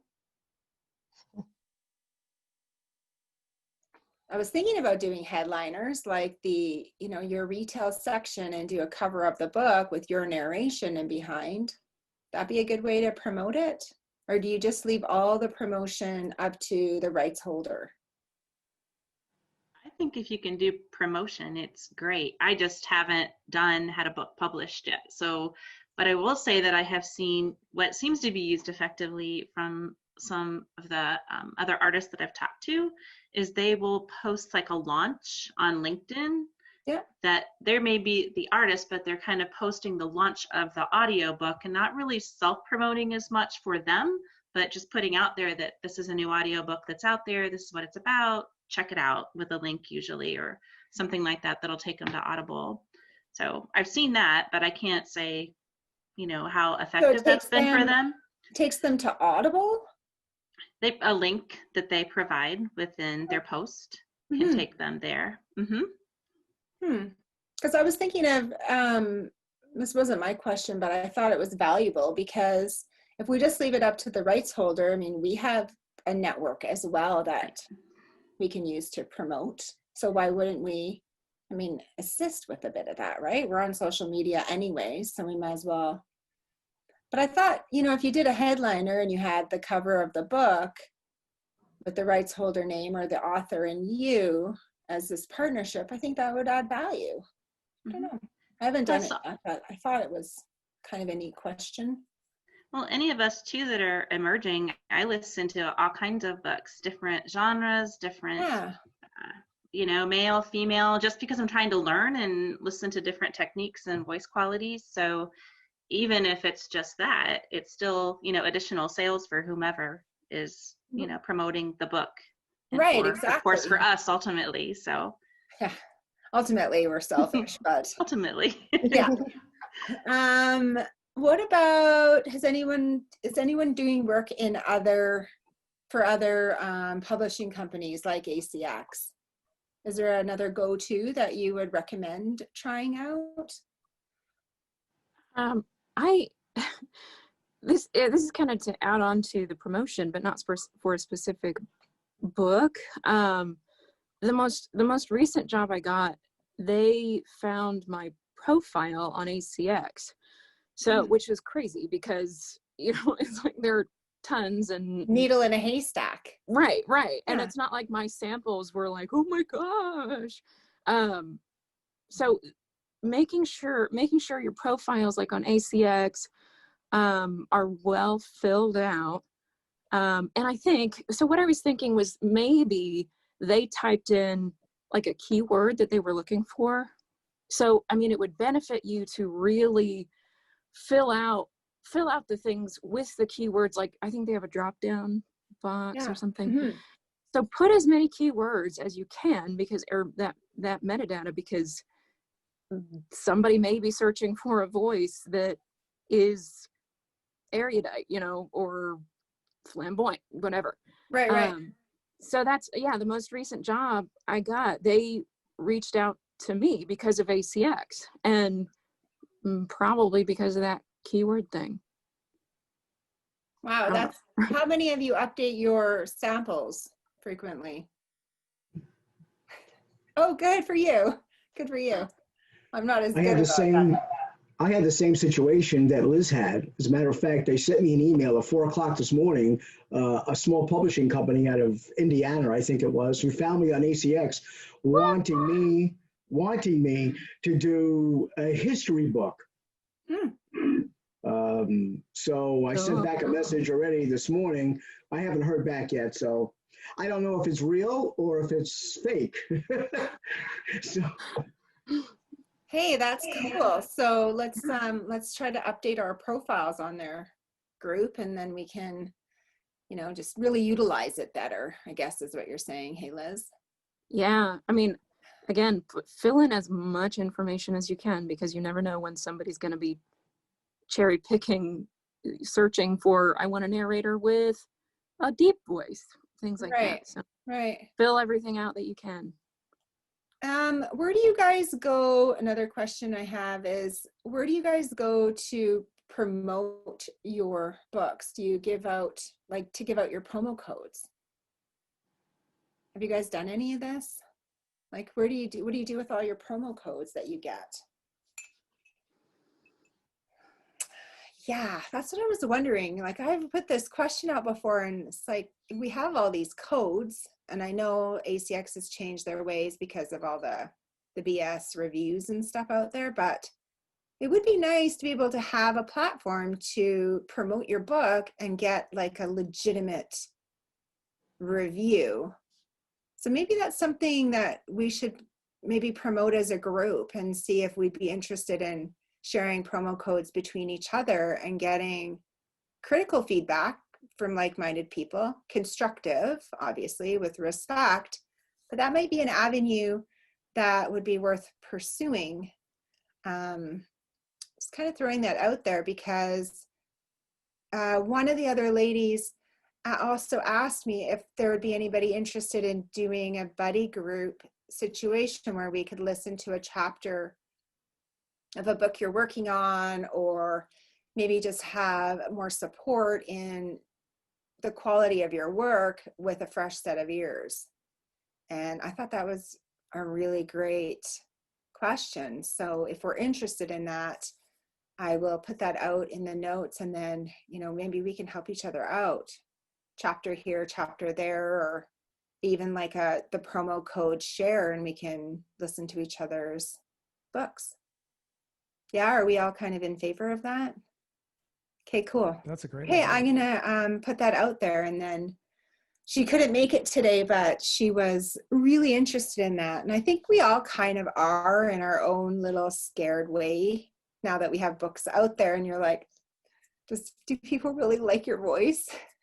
But it would be nice to get some honest feedback, especially from a support group or a study group like this, where, you know, we have our best intentions at heart, I think, and being able to share that amongst each other. Okay, have you found that when you get work submitting sound files for auditions that meet ACX specs using Audacity? Oh, I think, and then do you have to modify your settings for other places? So if we use ACX specs, are they the same with Findaway or some of these other? I don't have experience with another company that I've auditioned for but not gotten a gig from. So that would be, anybody have experience with another? The publishing house that I'm working with has their own specs. They're very similar to ACX though. Okay. It just some clients will have, I want exactly -3 decibels peak value. And I have a feeling there's no reason, I have no reason to think this, it's just conjecture. But I have a feeling that most companies you will run into that, or, larger. They want their companies. own specs, basically. Yeah. Not like a general guideline. Right. Yeah. Okay. But I mean, they're going to be very comparable. Mm-hmm. Yeah. I mean, it's a universal kind of listenability, pleasure to listen to idea that somebody figured out. Okay. Yeah, I would agree. Anybody When else? you're doing books for the disabled, such as the blind or what have you, they don't tell me what the specs are. They just say, here it is, and read it. And then they have their own thing that they mix and do what have you. So this is the first time that I'm actually doing my own, that's why I joined, because I really wanted to learn, because I don't know anything about this. Also, I do something else with Audacity, which I've been doing for a while, and it seems to be working well.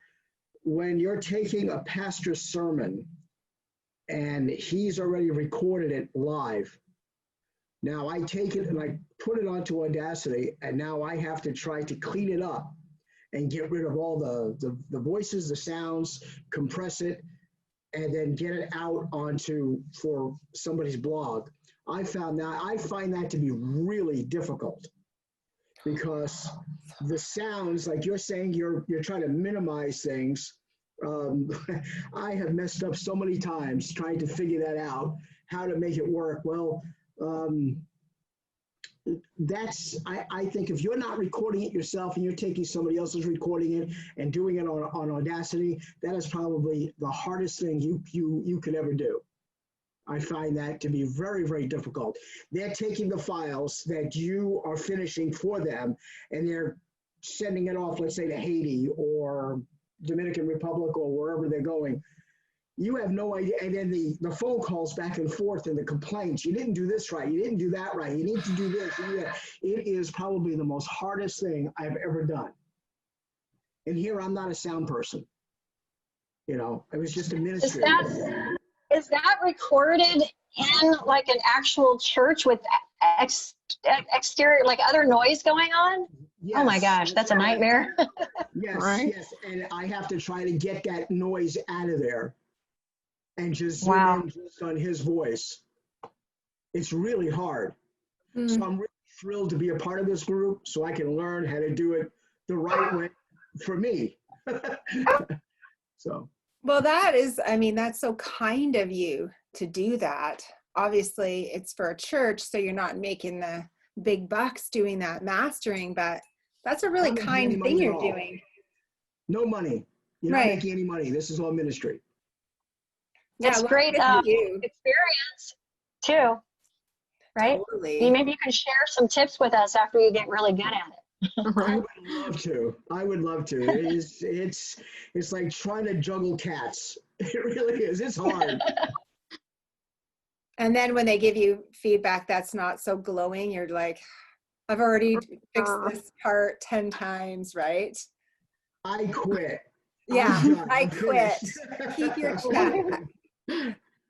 Okay, so the last thing I have on here was the buddy system, which I think is great.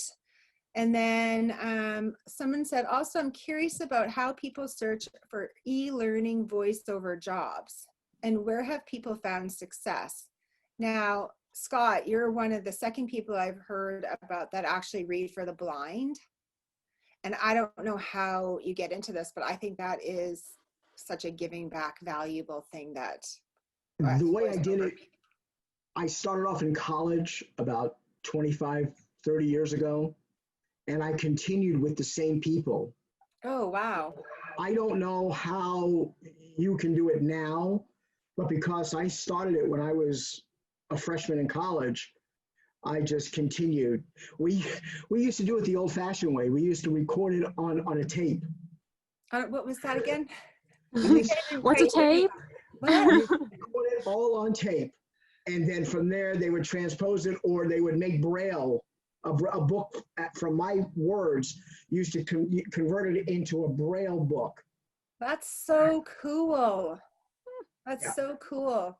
So So, I mean, if anybody can like think about this for our next session, it would be nice that if we could, you know, point all of us in another avenue, whether it's e-learning or reading for the blind or doing like voice, sentient. Is that how you say that? Sentient voices for like press 1 for sales, press 2 for whatever.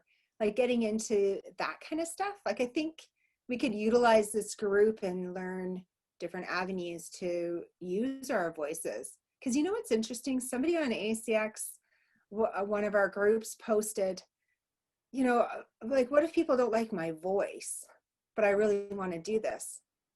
And you know, like people like a voice because it strikes them.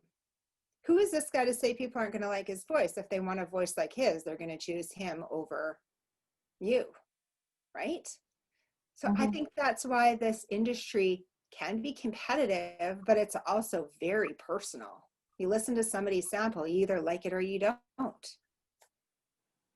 think one thing that that I have run into is that I don't have the standard velvety voice, you know, but the thing that I'm not trying to be an ass, but I went to college for acting. So that's the draw, is that you're going to get dynamic work from me. You're going to get acting, whatever. And it's not necessarily the quality of my voice. I try to make it pleasant, but I think adding other assets like that are huge. You don't have to have the Alexa voice. Oops. I said her name. Oh yeah. That's my input. I think that's really good. Does everybody here have a coach as well? No. I do. I did a program that was really interesting. I just finished it. It was because I was trying to figure out the best way to use the money that I have to put in it. I haven't even signed up for ACX yet. I'm just trying to get myself to a point to start auditioning, but I actually have done a paying job. Oh, good but for you. So that's that kind of, and I was a pastor's assistant for years, Scott, and it was my pastor who actually gave me the push to go do this. So it's interesting. But this program was for 5 weeks. You get sent 2 or 3 scripts with instructions on how to record, how they want you to, the kind of vocal effect that you need to have. And all the instructions are there like you would get from somebody. And then you record it. You make sure that it was the right hertz, it was the right, everything. If it was a wave or if it was an MP3. So all of those instructions are on there. And then you do your editing and then you return it. And this guy sends you a critique after you send it to him, and you get that back. And so each week it was 5 weeks. Each week it was a different genre. So it was really interesting, and I learned a lot from it. So I think it was like $280 for 5 weeks.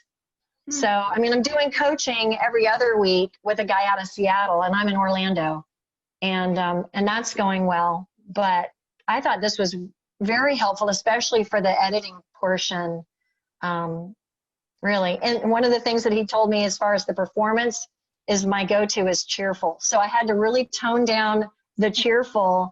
He says, you're talking about, what do you call it? Like some medical, one of the ones was medical. He goes, we're talking about some really serious, heavy things here. And he goes, you're just a little cheerful. I was like, okay, I got to work on that. I know. Yeah. I actually recently had to do a section in a book about a little child being abused. And when I was reading it, I was so emotional. I'm like, I got to get like my game face on. And so I reached out to the rights holder and said, like, you can listen to this and I can redo it. And she says to me, if it's true emotion, I want it to stay in. And this, like Liz, you probably have this from your acting, but for me, I wanted it to be like a narration, and I wanted it to be like really understood. what happened, but I was so touched by this situation. And so I sent it to her and she's like, I'm keeping it. It's so good. Don't worry. I can understand you. But you get into that character and you have to kind of, okay, I am acting this, but it's hitting you like it's personal. And I was reading the story in first person too. So it's like, I witnessed such and such happening. So I think like it kind of like softened my professional outlook on this job I have to do and gave me that more personal touch to the project, which was the first time that happened to me. So I thought that was pretty interesting. And, you know, you grow, right? With every book, you kind of become a little more sure of yourself and what you're saying and how you react. But I don't have any acting skills. I'm just a super emotional person. I think that's valuable. I mean, like you said, you were getting choked up, and that affects your physical body. I mean, your mucous membranes are inflamed, and like 30 takes just to try to get like the sentence out. I'm like, oh my God, right. this is so hard. Yeah. And I think, like you said, I mean, they loved it, and it's because that emotion came through in your physical. I mean, it's the same as if you're reading something, people can tell if you're smiling, and that's right. I think she was saying the cheerfulness. I think that's going to benefit you on the majority of things. Obviously, not a negative medical thing, but yeah. So I think that's gonna, everything affects your body. So it's going to come through probably. So I think that's useful. Yeah.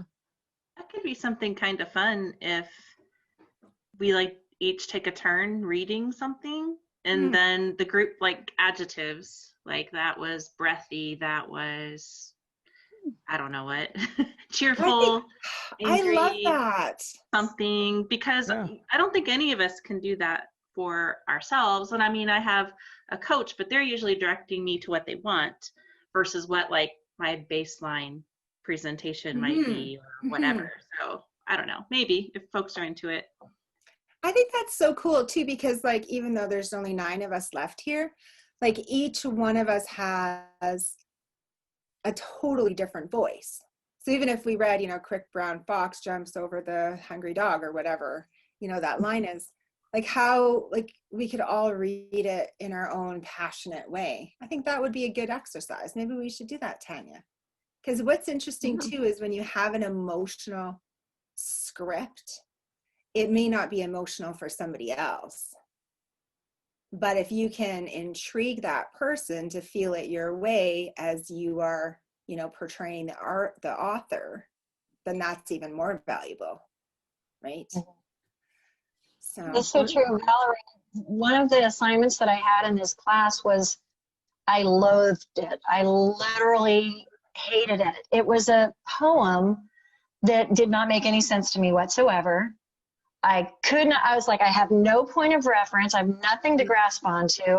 I Googled it. I couldn't find it anywhere. So I couldn't cheat and get, you know, anything. And a friend of mine who is a really good voiceover actor says, just get as close as you can to the microphone, lower your voice, say it in a whisper.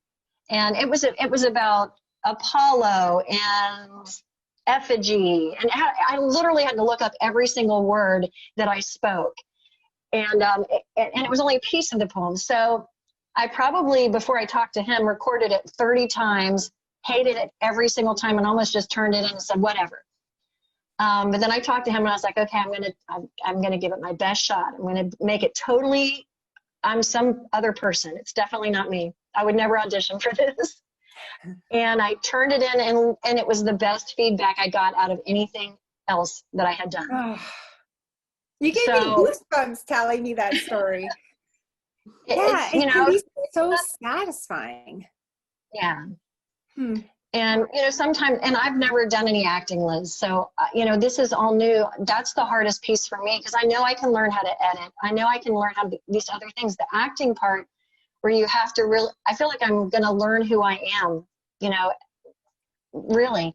Maybe I would have been a better mom when my kids were little if I would have done this, you know, first, because I did a narration that was talking about your marriage and how, you know, you thought when you first got married, everything was going to be perfect and beautiful. And then, you know, but you didn't really have it under control like you thought. So that was one of my assignments, and talking that. And my critique, it was like, you were really good at the beginning of this, really conversational. He goes, but then you got a little preachy. And I was like, ooh, my kids would probably agree, you know, that's probably, you know, I needed somebody to critique me with those kids. So it was really helpful, but it is so helpful to hear other people's perspective, you know, on your read, because I can sit there and listen to it all day and think, yeah, that's really good, or no, it's terrible, but somebody else has a different feel for it. So I have working through this book right now, and my author, who's also the rights holder, he is so meticulous, which I haven't experienced yet. So I was telling some of you who were early on here, like I've done about 20 projects, and he says to me, can you just, like, you kind of have a question here, can you make it more into a statement? And he'll have like page number and timestamp and everything, like very organized. And so, hey, that's like, I can do that. And so we're going back and forth, and he'll have spelling errors in his thing, which I'm like, that doesn't make sense, but I say it as written.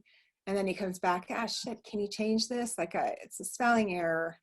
And I've never had anybody so committed to the outcome with me together. And I feel like it's so refreshing. It's giving me a shit ton more work, but I'm learning so much because I'm getting feedback, which I never had before. So it would be nice, I think, to do this buddy system, and then we can get feedback from somebody who you sort of know and who sort of has the same end goal as you. But it's nice to have a rights holder that is real and committed and, you know, wants you to do your best performance as much as they want their book to shine. So it's been And you're not feeling micromanaged by them. You know, at first I was like, whoa, like I did the first 15 minutes and he came back with a few changes. Like I said, the word, I don't know, like canes instead of cane. And he came back with that. That's an error. And I'm like, whoa, like that's pretty picky. Like most people wouldn't even notice that. Not that I was complacent, but so I thought, okay, well, this is interesting. So I changed that and sent it back, and he was like, right on, you approved it. And then he's given me some feedback, like it's kind of like this this big auditorium, and it's full of all these crazy people, and so I had to do all these crazy voices to make this scene effective. And so I recorded like a ton of different voices, and then I kind of spliced them in between each other, so it sounded like this voice was really here instead of at the end. So I spliced them all. So he came back, he's like, holy shit, you nailed it on the voices. And I said, well, I had a little bit of help with my editing software. So, I mean, it was nice that you got feedback. I loved it. Even if it, you know, was negative or positive, at least you kind of know where you stand with your own gut instinct, right? It's all we have is our gut. Mm-hmm.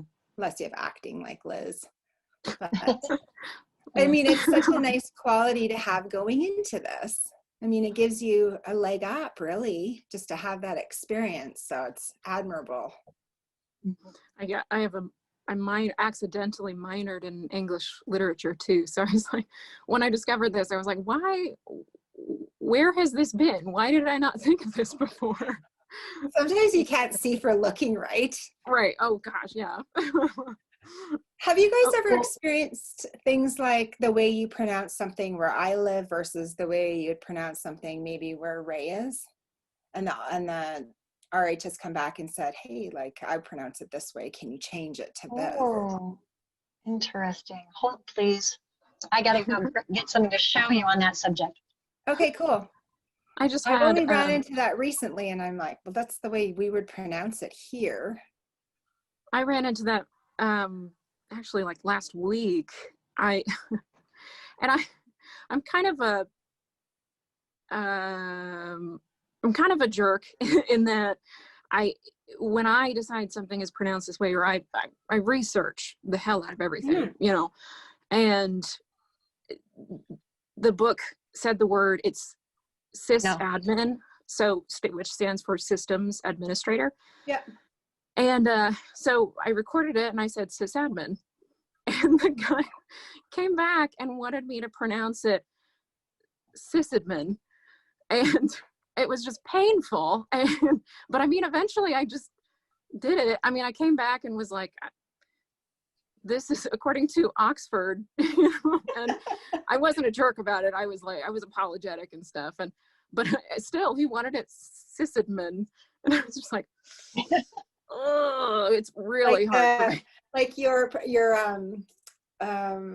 what are they, you know, when you have the hard syllables in your word, it's in the wrong spot. Right, the emphasis is on your emphasis is in the wrong spot.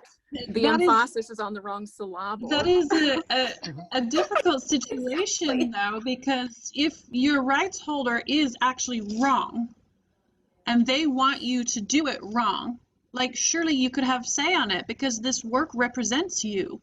And then people would hear you and think that, well, I don't want to hire that person. They don't know how to pronounce things. Right. Like, surely you could have some say in that and say, I won't pronounce it wrong. Yeah, you need to get it right. You should go and back. That's what's... It is pronounced sysadmin. Right. Yeah. That's so what you should fight him on that. And if you have evidence from the dictionary to show them, then surely you can do it how you want.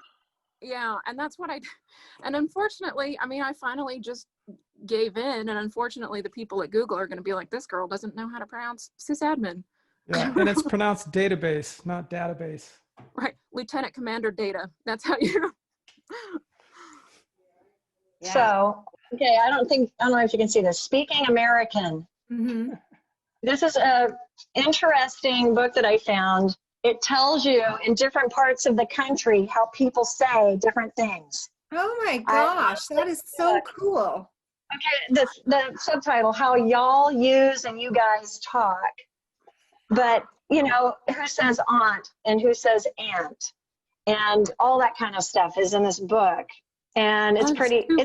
I mean, it doesn't have everything in it, but I mean, it you know, like it's not probably a great book for voiceover if you're using it for a resource, but it is pretty interesting and fun.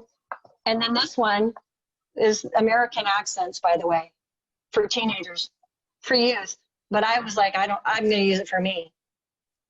That's awesome. So if you're trying to do North American accents, interesting book. But yeah, speak and distinction with distinction.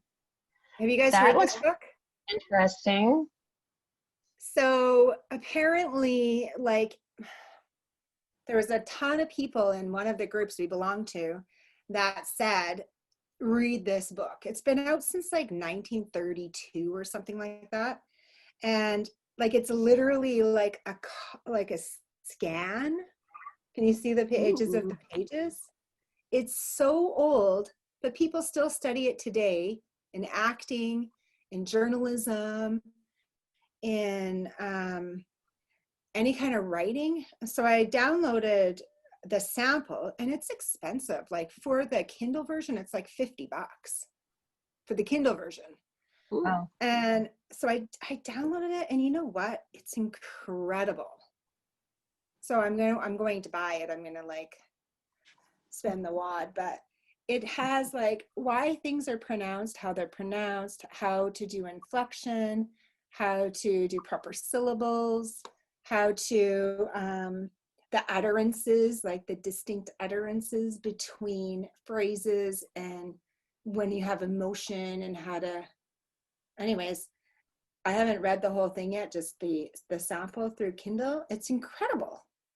But it's like a not, you know, read cover to cover, but if you wanted to like, you know, just do some studying for your own peace of mind and knowledge, I thought sounded like a great one. And people still study it today. They have their copies that they haul around class. And anyways, I thought it was a good one. Thought I'd share it with you.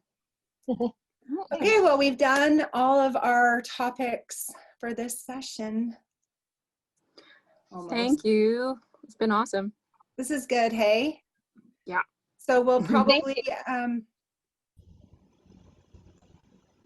Thank you, thank you, thank you. I'm inspired. I might go set up an ACX account after this. set up an ACX account and listen to all of our samples, Barbie, and then you can give us feedback. Okay.